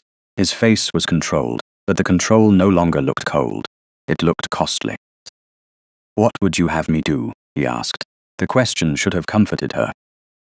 Instead, it arrived too late, after the command, after the instinct, after the old assumption that safety could be arranged around her, without asking where she wished to stand. "I would have you remember that a wife is not luggage," she said, "even when the road is dangerous." He closed his eyes for one brief second. When he opened them, the Duke had returned, precise and formidable. "Very well, you will remain in London for now, but there will be rules." Beatrice almost laughed. It would have sounded too close to despair. "Of course there will." By morning, the rules had taken physical form. No caller was admitted without approval. No note reached Beatrice before passing through the Duke's secretary. No newspaper appeared beside her breakfast plate. 2 footmen remained near the front door, as if Harrowden House had become an embassy under siege. Alistair did not announce these changes with arrogance. That almost made them worse. He enacted them with such quiet efficiency, that Beatrice understood how easily a woman might be imprisoned by concern, and praised for being cherished. At breakfast she found only toast, tea, and a small bowl of preserves where scandal sheets might have lain. "Am I permitted marmalade?" she asked. "Or does it require inspection?" Alistair looked up from a letter. "That is unfair. Is it inaccurate?" "No correspondence will be withheld from you, only delayed until wiser eyes have examined it." He set the letter down. "Your uncle threatened to declare you unstable before society. And your answer is to control who may speak to me. My answer is to prevent his poison from entering this house. This house is not my mind." He flinched almost invisibly. Before he could reply, a footman entered with a card. Alistair took it, read, and placed it face down. Beatrice held out her hand. After a pause, he gave it to her. Lady Ashbourne had called. Beneath the name, in neat pencil, a note had been added. "Several ladies ask whether your grace receives, or whether the Duke prefers quiet for you." Beatrice read the sentence twice. There it was, already dressed in concern. Hidden bride, managed bride, wife too delicate to answer. Octavia's work had the scent of violets and venom. "She is telling them you have hidden me," Beatrice said. "Octavia? Who else would make pity sound like perfume?" Alistair rose and crossed to the window. "I will send a response." "No." "I will. Beatrice, if every answer comes in your hand, the rumor becomes true even while we deny it." He turned back. "And if I let every snake through the door, then I shall learn which ones bite. That is not courage. It is exposure. It is society." He looked at her then with something like helpless anger. "You speak as if I want you silent." "No," she said, and because it was true, her voice softened. "You speak as if my silence would be a fair price for my safety." A knock came before he could answer. His secretary entered, pale with discomfort, holding a sealed packet. "Your Grace, Lord Edmund Lydgate's man waits below. He says it concerns an immediate family settlement." Beatrice stood. The word settlement moved through her, like a bell struck in a closed room. Alistair's expression became unreadable. Too unreadable. "In the study," he said. "I will receive it." "We will receive it," Beatrice said. His eyes met hers. No, the refusal was quiet, but absolute. He seemed to hear himself at the same moment she did. Something passed between them, sharp and wounded. "You asked what I would have you do," she said. "This is where you begin. This is where I keep him from baiting you." "No." "This is where you decide whether I am wife or rescued woman." The secretary looked as if he would rather disappear into the carpet. Alistair did not move. "The study," he repeated. Not to Beatrice, but to the man. "I will come at once." The secretary bowed and withdrew. Beatrice stood alone with her husband in the breakfast room, with the tea cooling between them and the whole shape of their marriage suddenly visible. He could defend her against a room. He could silence a whisper. He could make servants obey and relatives retreat. But when truth approached wrapped in danger, his first instinct was still to stand between her and the door. "You promised me a key," she said. "Do you remember?" His face changed. "Yes." "Then do not keep it in your pocket." She left before he could answer, not because she had won, but because staying would reveal that her hands were shaking. In her sitting room, she closed the door and took out the silver thimble. For a moment, she pressed it to her palm until the engraved letter marked her skin. Then she crossed to the desk and drew a sheet of paper toward her. Mrs. Sallows had spoken of a maid in Bath, Mrs. Elspeth Rowe, once Carter. A woman who might know where her mother's prayer book had gone. Beatrice wrote the name carefully, then composed a note in a hand no one could mistake, because she refused to write like a frightened woman. "Mrs. Elspeth Rowe, if this reaches you, I am the daughter of the Countess Lydgate. I believe you once served my mother. I believe you may know what she tried to save for me." By the time Alistair came to the door an hour later, Beatrice had already sealed the note and placed it beside her calling card. He saw it at once. His eyes moved from the letter to her face. "What have you done?" "I have asked a question." "To whom?" "Someone my uncle did not think to frighten in time. You cannot chase witnesses through England while he is waiting to destroy your reputation." Beatrice lifted her chin. "Then I shall not chase. I shall call properly with a chaperone and a footman, like any respectable duchess paying a visit." His fear flashed again, almost anger in its brightness. You are determined to make safety impossible. No, she said. I am determined not to confuse safety with disappearance. He stood there, magnificent and miserable, a man built to command armies of servants and silence whole rooms, defeated for the moment by a wife who would not be placed where he wanted her. Beatrice touched the sealed note. Do not make my safety another room in which I am not allowed to speak. The words left him silent. This time she did not fill that silence for him. The reply from Mrs. Elspeth Rowe arrived before dawn, delivered by a printer's apprentice, with ink beneath his fingernails and terror in his eyes. Beatrice was awake when the footman brought it, fully dressed in a dark travelling gown, as if some part of her had known the past, would not wait for a civilized hour. The note contained only one line beyond the address. If you are truly her daughter, come before your uncle remembers me. No threat Lord Edmund had sent chilled Beatrice as deeply as that plea. It did not sound like gossip. It sounded like a door closing. By 7, Mrs. Vailwood stood in the hall with her bonnet tied, her keys left in Mrs. Grafton's keeping, and her face arranged into the grim calm of a woman who had decided that propriety was best defended by precision. The carriage is marked with His Grace's crest, she said. A footman will ride behind. We shall stop only where necessary. Anyone who asks will be told, Your Grace is paying a call upon an elderly acquaintance in Bath. Beatrice drew on her gloves. You disapprove. I disapprove of secrets that force a duchess to travel before breakfast. Mrs. Vailwood looked toward the staircase. I also disapprove of leaving His Grace uninformed. Beatrice's hand paused at the second glove button. Alistair had been in the study past midnight, with his secretary and Lord Edmund's proposed settlement, and Beatrice had not been summoned. That omission had done what argument could not. It had shown her the shape of the protection he preferred when fear guided him. His Grace would stop me. Yes. Then he may disapprove upon my return, Mrs. Vailwood studied her for one long moment. Your mother must have had uncommon courage. The words entered quietly. Beatrice looked away before gratitude became too visible. I am trying to discover whether I inherited any of it. The journey to Bath took them more than 100 miles through grey morning, rutted roads, and villages that appeared and vanished like witnesses unwilling to be named. Beatrice sat beside Mrs. Vailwood, with the silver thimble in her reticule and the forged letter tucked against her stays, each object a different kind of accusation. The footman rode behind them. The curtains were kept partly drawn. Nothing about the journey was improper, and yet every mile felt like defiance. At an inn near Reading, Mrs. Vailwood brought tea into a private parlour, and said nothing when Beatrice could not drink it.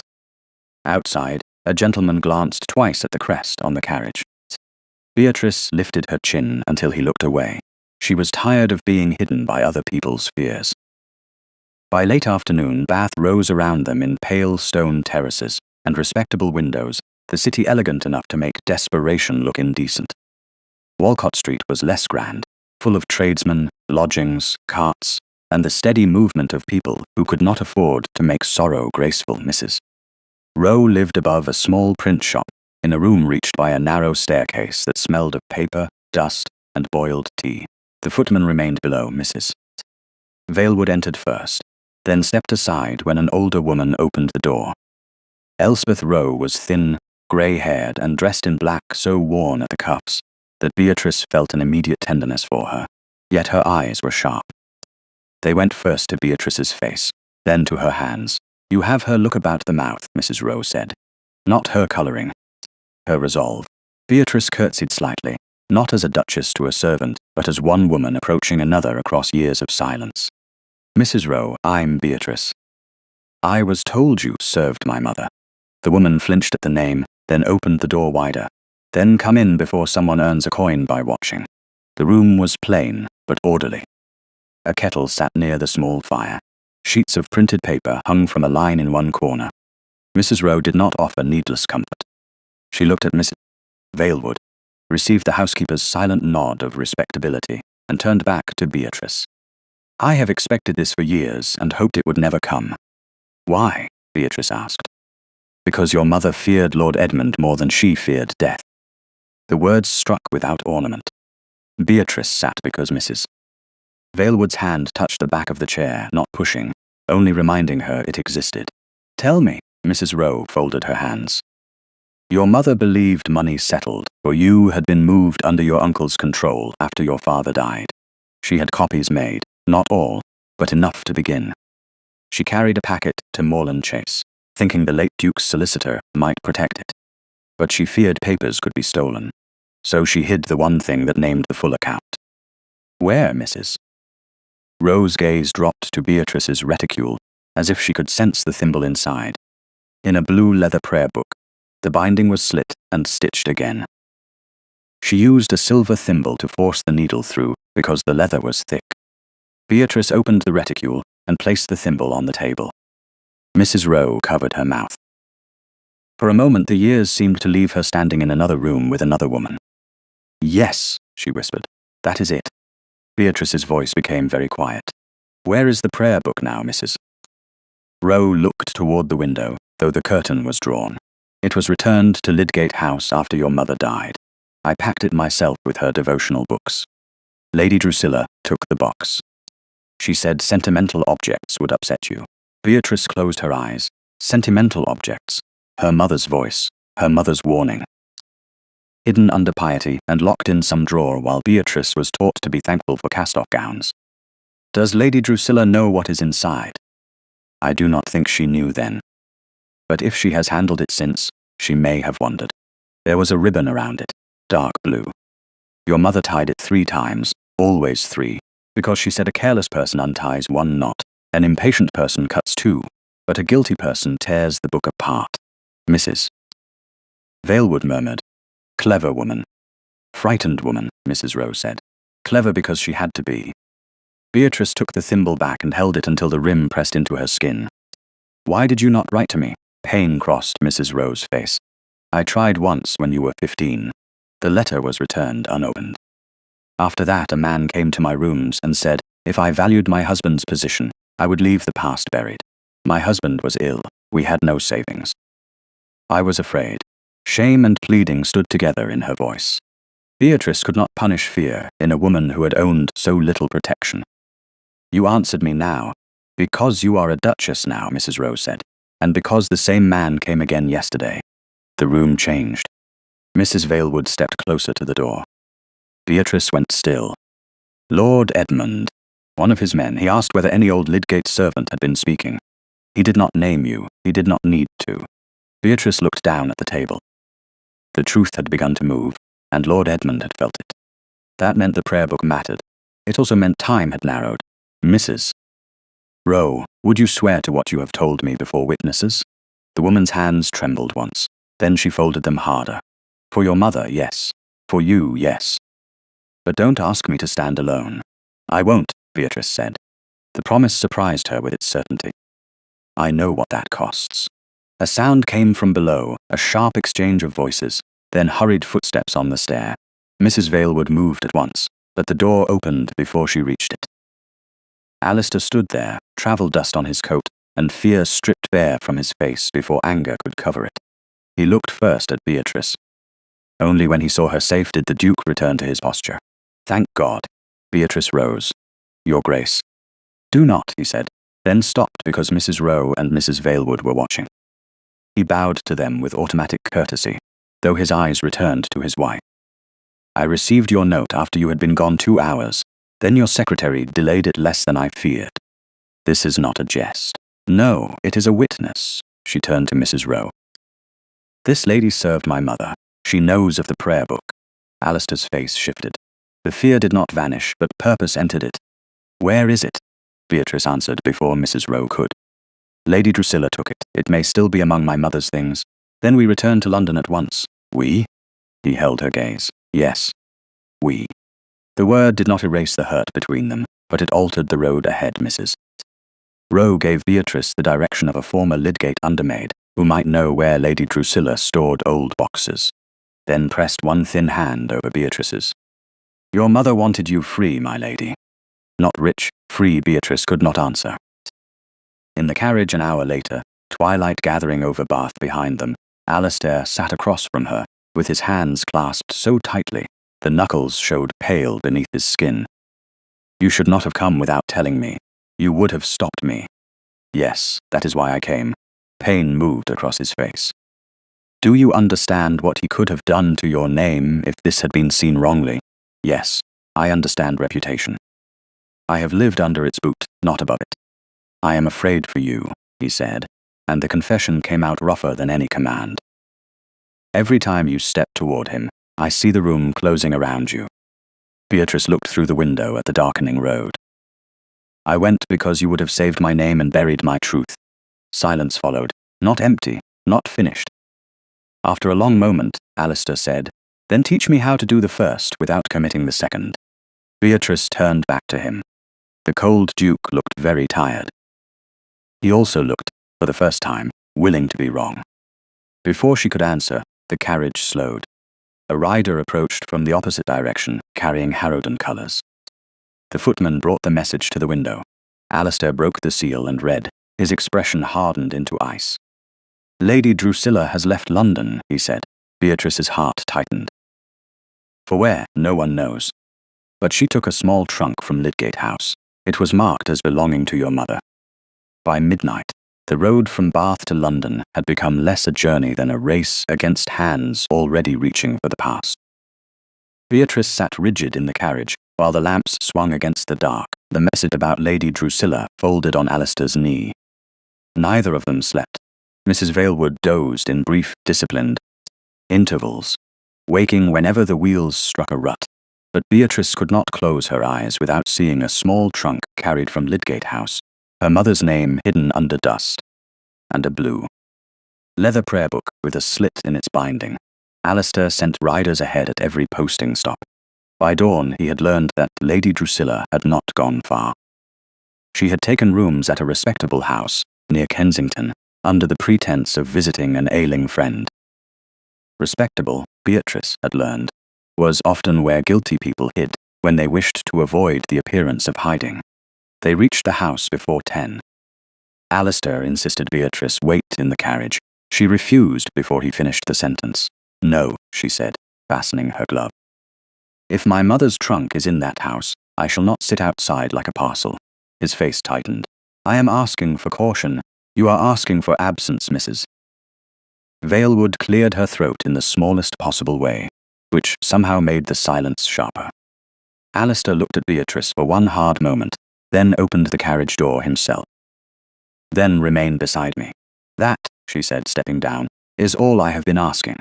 Lady Drusilla received them in a parlour heavy with rose wallpaper and false surprise. She wore a dark morning gown, and the lace at her cuffs trembled once before she folded her hands. Your Grace, she said to Alistair, then turned to Beatrice with a smile too thin to cover fear. My dear, what a dramatic hour for a family call. Where is my mother's trunk? Beatrice asked. Lady Drusilla's smile vanished. I beg your pardon? No, you do not. Where is it? Alistair stood slightly behind Beatrice, close enough that she felt his presence like a wall, not in front of her, but at her back. Lady Drusilla looked past her to him. Surely you will not allow this tone. I am listening with interest, he said. That unsettled her more than anger would have done.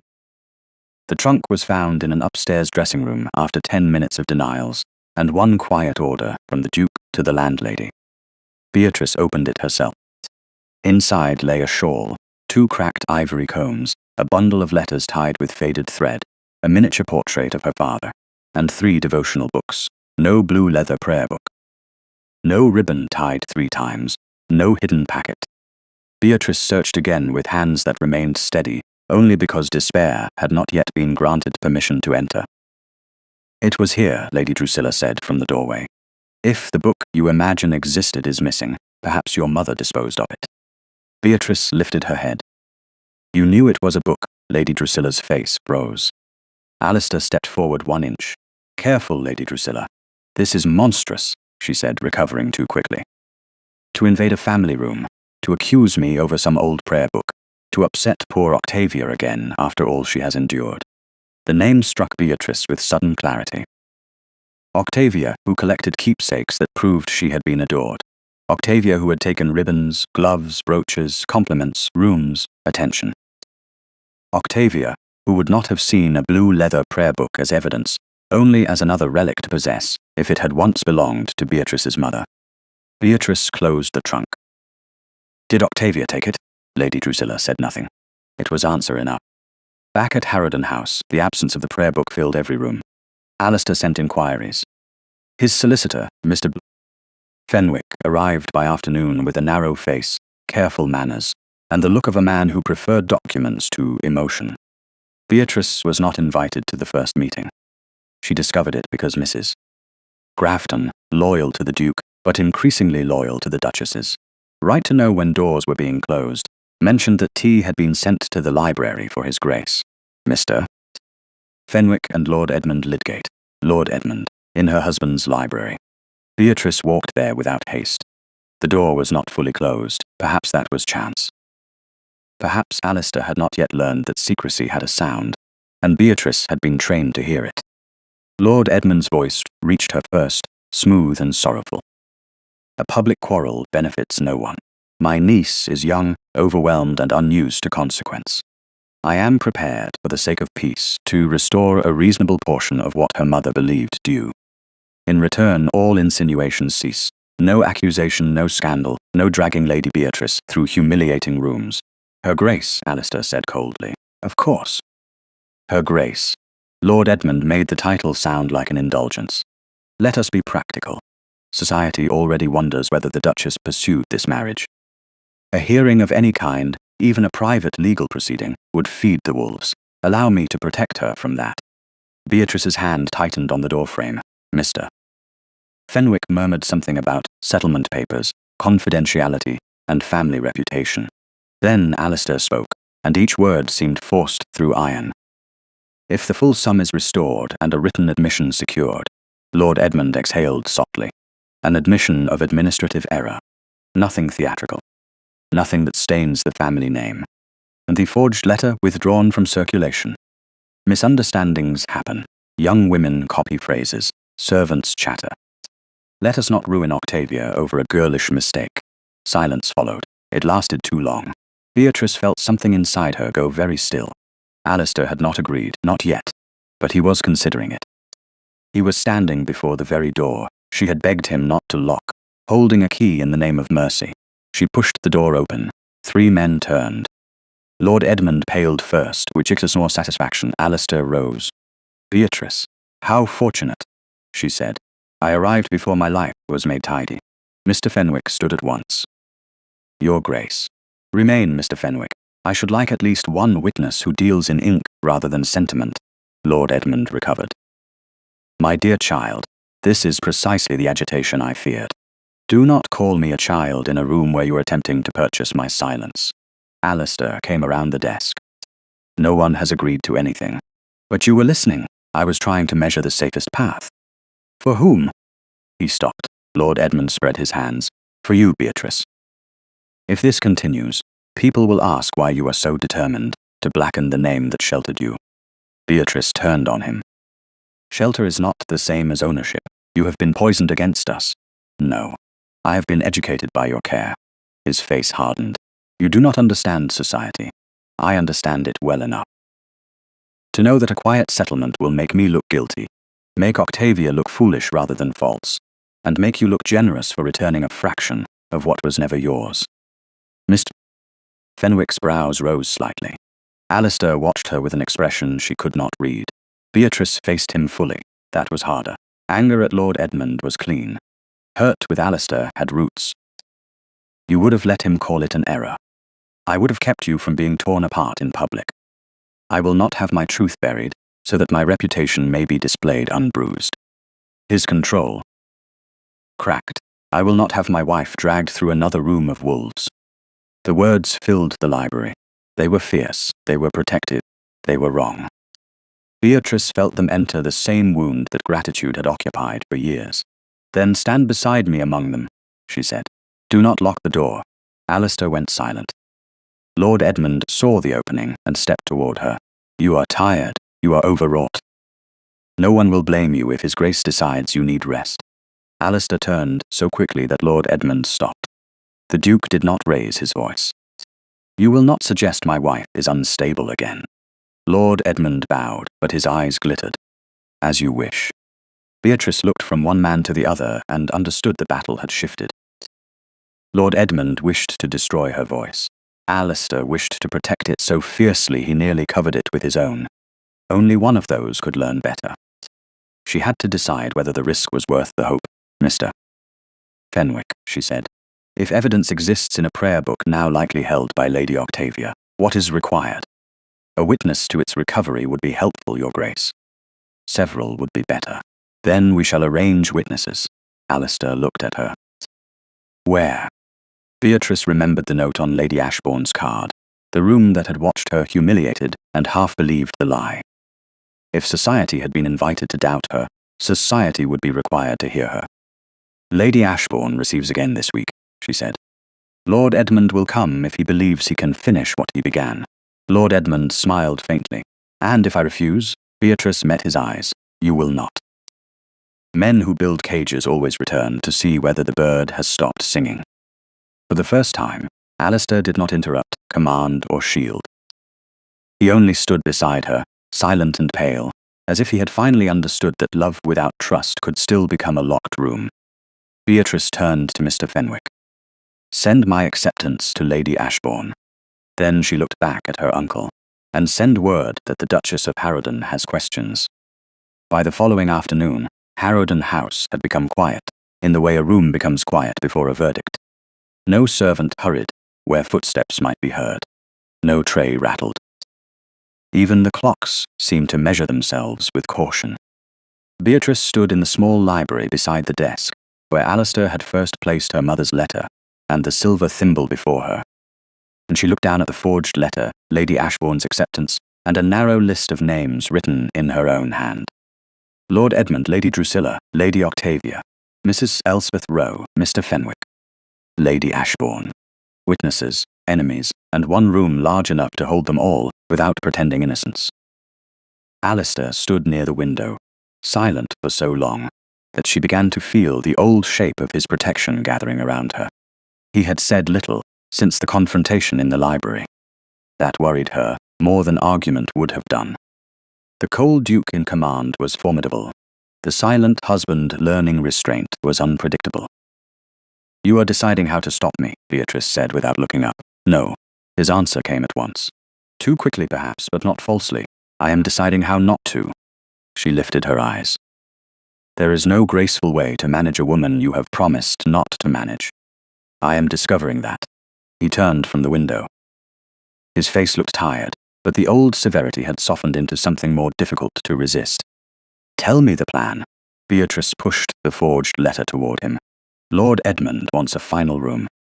He wants people to see me agitated, defensive, grateful for silence. We let him believe he will have it. And Octavia. Octavia wants to be pitied more than she wants to be innocent. If she thinks I am near collapse, she will adorn herself with whatever proves she was always the injured party. Including the prayer book, not the book itself. She is not foolish enough to carry it openly, but she keeps trophies, ribbons, notes, little things taken from other people because ownership comforts her. Beatrice touched the edge of the list. Mrs. Rowe said my mother tied the prayer book with a dark blue ribbon, 3 knots. If Octavia kept that ribbon, she will not understand what it reveals. Alistair's gaze sharpened. You mean to draw her into mentioning the keepsake box? Yes, in a crowded room. In a witnessed room. He drew a breath through his nose. She saw the resistance in him. She also saw him master it. What do you need from me? The question was plain. No command hiding beneath it. No solution already built.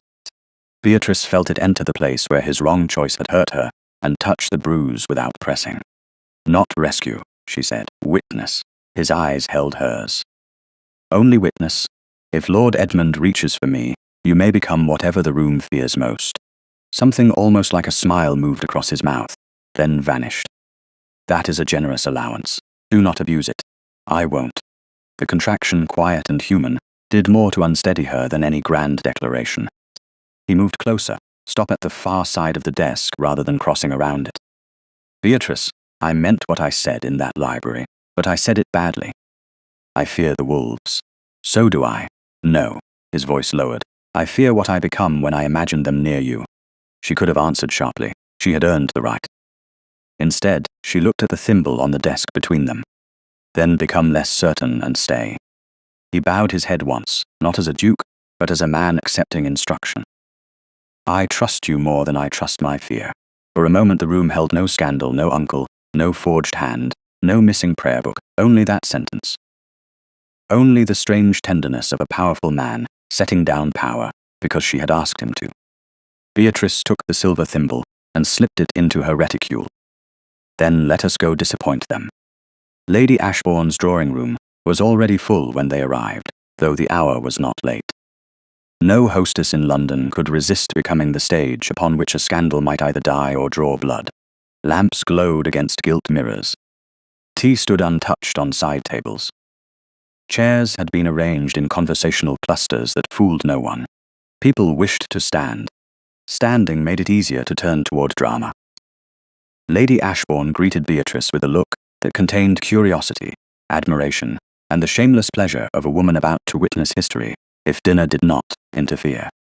Duchess, she said, taking both of Beatrice's hands. How composed you are, how observant you are, Beatrice replied. Lady Ashbourne's smile deepened. I have invited only those whose presence seemed useful. To whom, that remains to be seen. Alistair stood at Beatrice's shoulder, not before her. The difference mattered. She felt it as surely as she felt the reticule at her wrist. Across the room Lord Edmund stood beside a marble-topped table, speaking with two older gentlemen who looked eager to be reasonable in whatever direction proved safest. Lady Drusilla sat near the fire with a shawl arranged over her lap, the very picture of a wounded aunt. Octavia stood by a tall vase of white roses, pale gold hair gleaming, gown of silver-grey silk chosen to suggest sorrow without surrender. Around her wrist was a dark blue ribbon.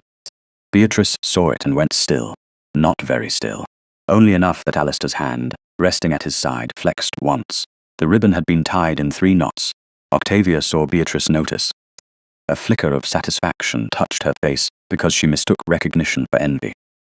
Beatrice, she said, drifting forward, I am so glad you came. We were afraid, after all this unpleasantness, that you might prefer seclusion. You are often afraid on my behalf. Someone must be. How generous. Octavia lowered her lashes. That sounds unkind. No, it sounds experienced. A few people nearby shifted. Lord Edmund turned slightly, listening. Good, let him listen. Beatrice looked at the ribbon again, then at Octavia's face. That is a pretty colour. Octavia lifted her wrist at once. She could not help herself. This, only an old thing. I found it among family keepsakes. Lady Drusilla's fan stopped moving. There, Beatrice felt the room narrow to one blue thread. Family keepsakes, she asked lightly. You have always been fond of them, Octavia smiled. I have a sentimental nature. Yes, I remember. When we were girls, you kept the ivory comb my father gave me because you said it looked lonely in my drawer. A lady near the tea table gave a small cough. Octavia's smile tightened. Children are silly, and yet you kept many things. Beatrice tilted her head. Do you still have that rosewood keepsake box with the painted lid? Lady Drusilla rose half an inch from her chair. Octavia. Octavia heard the warning and disliked it. Pride did the rest. Of course I have it. I don't throw away memories simply because others grow cold. Lord Edmund began to move toward them. But Lady Ashbourne intercepted him with a question about tea so smooth that Beatrice almost admired her. Beatrice kept her gaze on Octavia.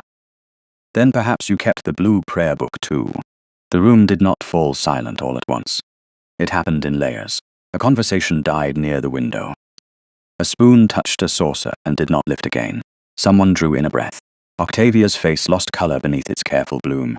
I don't know what you mean. No, how strange, Mrs. Rowe remembered it clearly. Lady Drusilla stood fully now. This is most improper. I agree, Beatrice said. Stealing a dead woman's prayer book is improper. The words landed with more force because she did not raise her voice. Alistair remained where he was, behind her, present, unmoving witness. Lord Edmund freed himself from Lady Ashbourne and crossed the room with sorrow already arranged upon his face. My niece is overwrought. We had hoped to avoid such a display. Beatrice looked at him then, and the fear she had expected did not come. She felt cold, clear. You hoped to avoid witnesses. His eyes hardened for less than a second before grief returned. Beatrice, this fixation on old objects and imagined injuries cannot continue. Then help it end. Ask Octavia to open her keepsake box. Octavia gave a brittle laugh. My private possessions are not subject to your inspection, because you married a duke. Alistair's voice entered the room for the first time, low and even. Her Grace has asked a question. It was not an order. It did not need to be. Rank moved through the room like a drawn curtain. Octavia looked at him, searching for the man she had refused, and perhaps expected to still desire her refusal. She found only the Duke of Harrowden standing beside his wife's truth. Her eyes flashed with humiliation.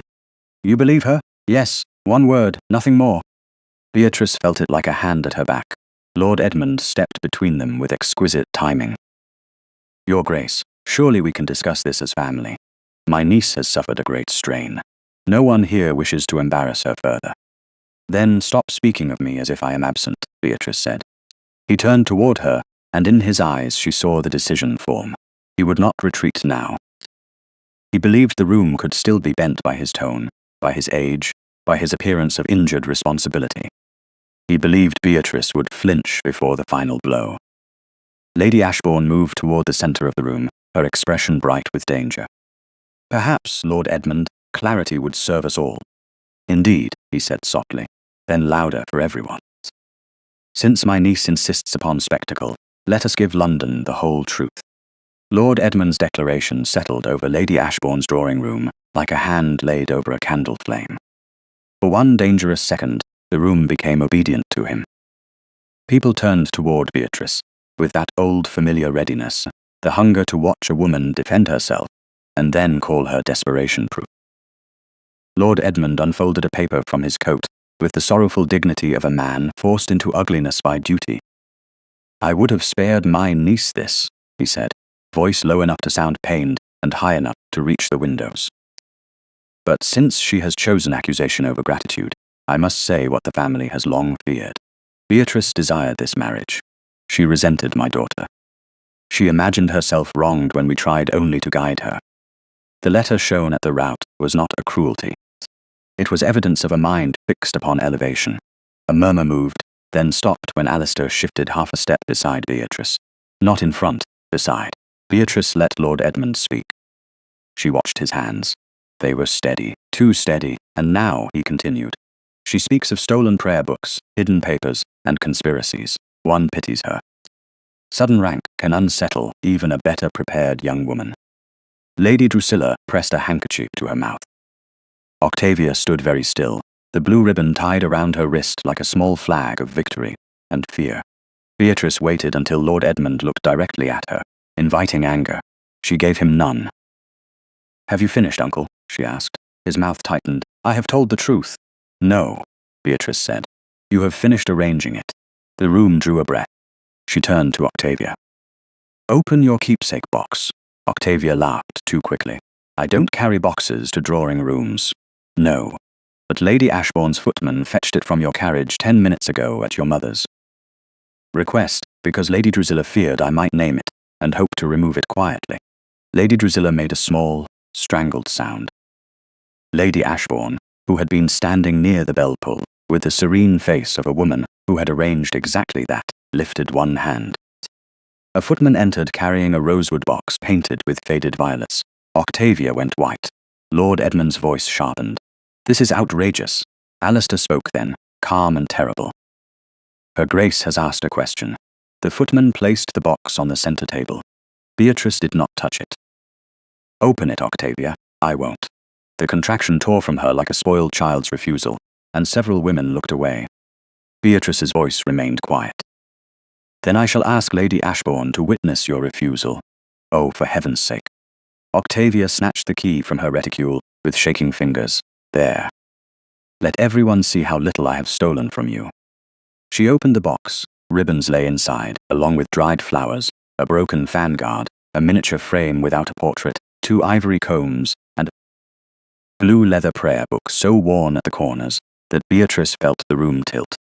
For years, she had thought she possessed almost nothing of her mother. Now the little book sat among Octavia's trophies, not cherished, not understood, merely taken. Silence widened. Lady Drusilla whispered, "Octavia."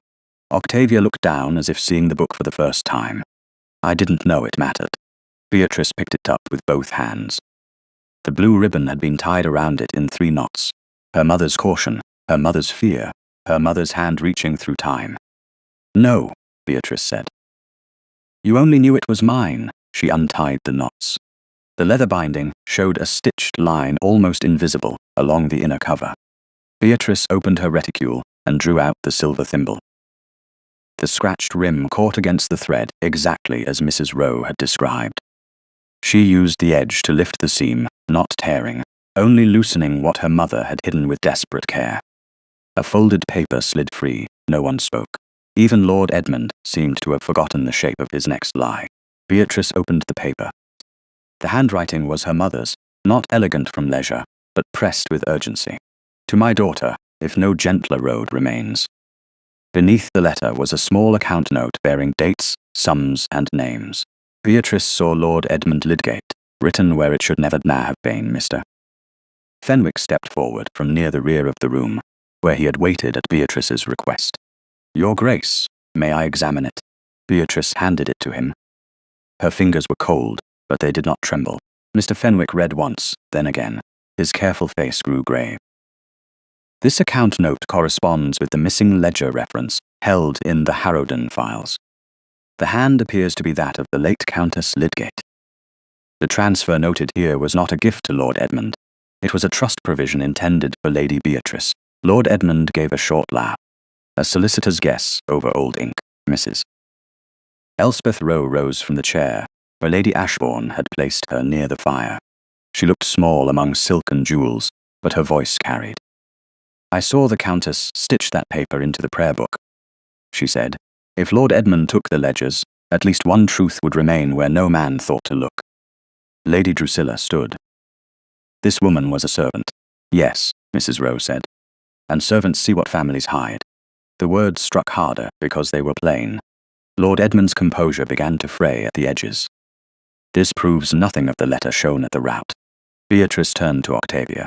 Her cousin clutched the edge of the opened box. "No," Octavia whispered. "Don't." "The forged letter used the name B," Beatrice said. "Only 3 people in this room knew my mother called me that. 1 is dead. 1 is my aunt. The 3rd is you." Octavia shook her head, tears rising now that they might be useful. "I only copied what Mama said." "I didn't mean for it to go so far," Lady Drusilla cried. "Octavia." The name sounded like a warning, not comfort. Beatrice looked at her aunt. "So it began with you." Lady Drusilla's face hardened. "You were never meant for this life." Octavia was. Everything had been prepared, and then you sat in her place as if patience were merit. "Patience was survival," Beatrice said. "And survival is not theft." Lord Edmund rounded on his wife. "Be silent." The command revealed more than the papers had. In that instant, the room saw not a grieving guardian, but a frightened man whose house of authority had begun to collapse because the women he used could no longer hold its walls.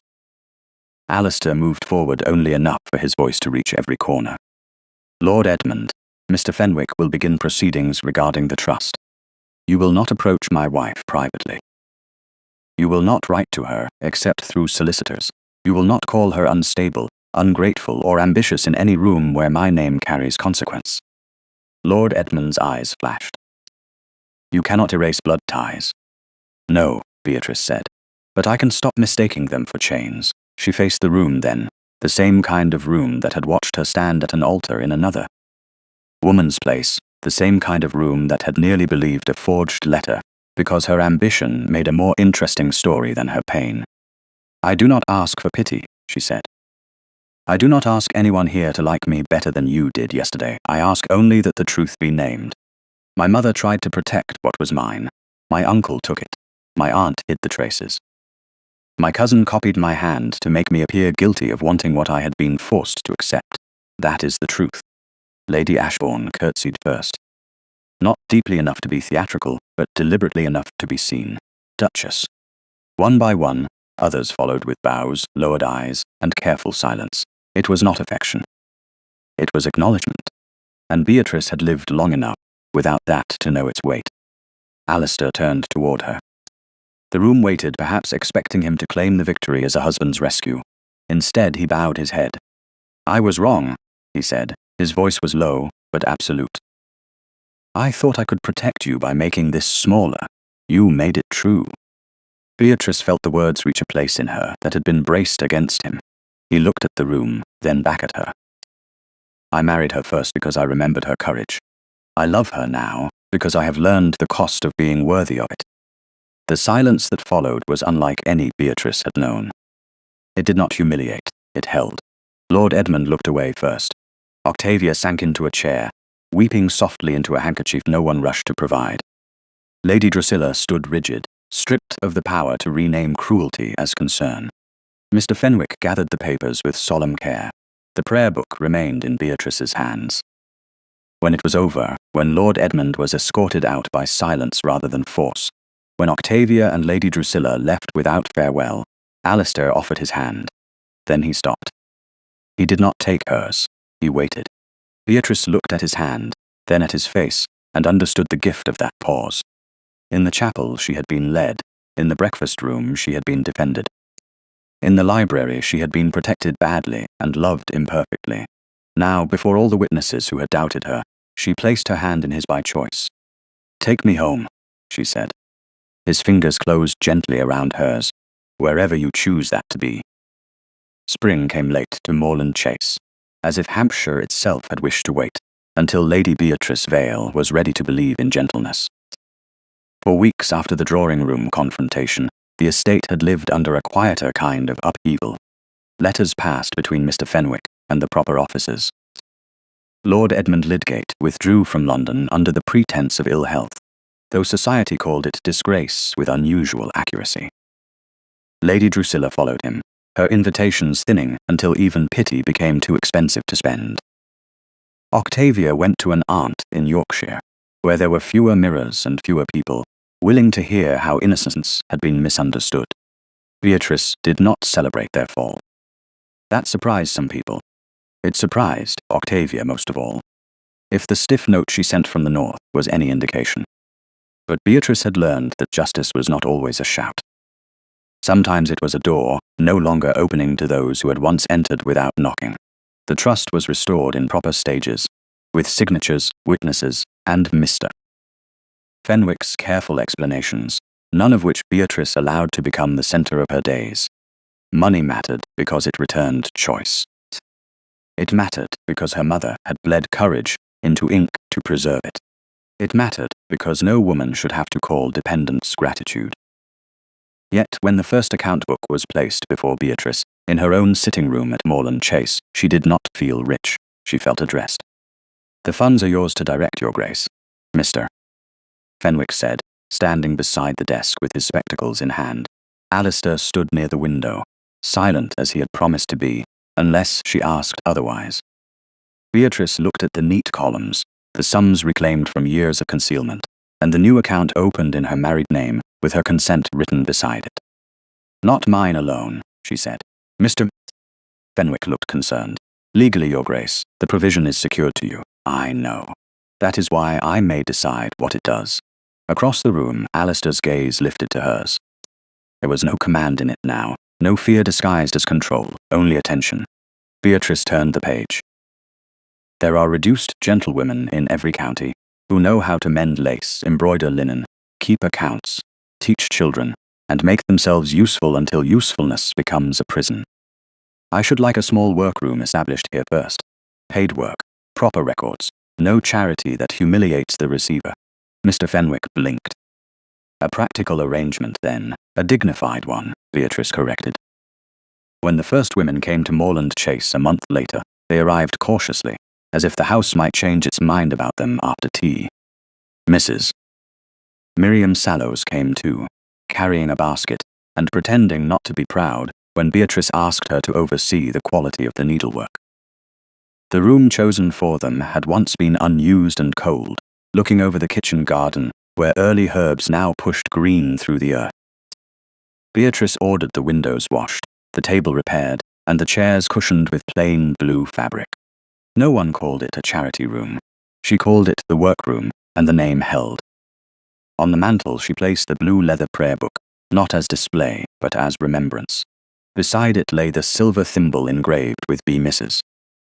Sallows noticed it on the first morning, and touched her own worn needle case. "Your mother would have liked this, Your Grace." Beatrice looked at the women bending over linen in the clean spring light. Some were widows. Some were daughters of families that had spent too long pretending poverty could be hidden by good manners. All of them worked with concentration that looked almost like prayer. "I think," Beatrice said, "she would have asked whether the seams were even." Mrs. Sallows laughed. The sound moved through the room, and something in Beatrice loosened that no public vindication had touched.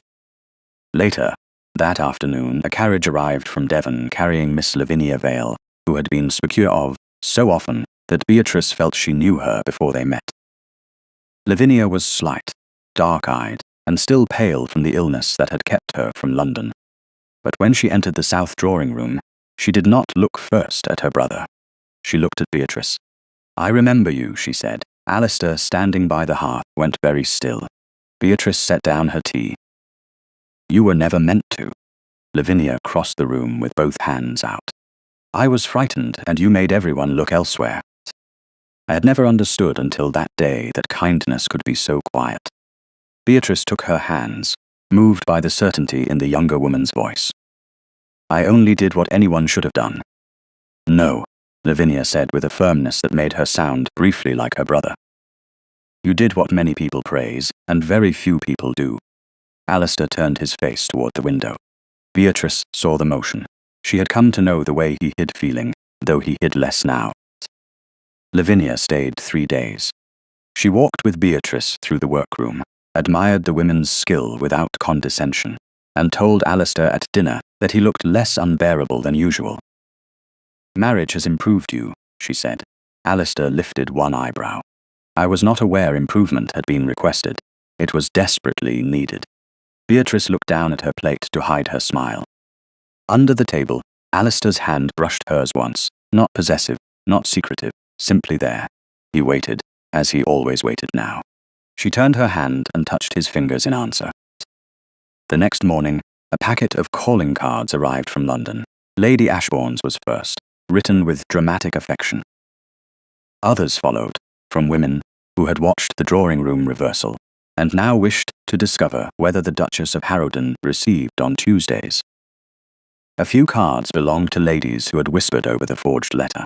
One had called Beatrice fortunate with a mouthful of malice at the wedding breakfast. Mrs.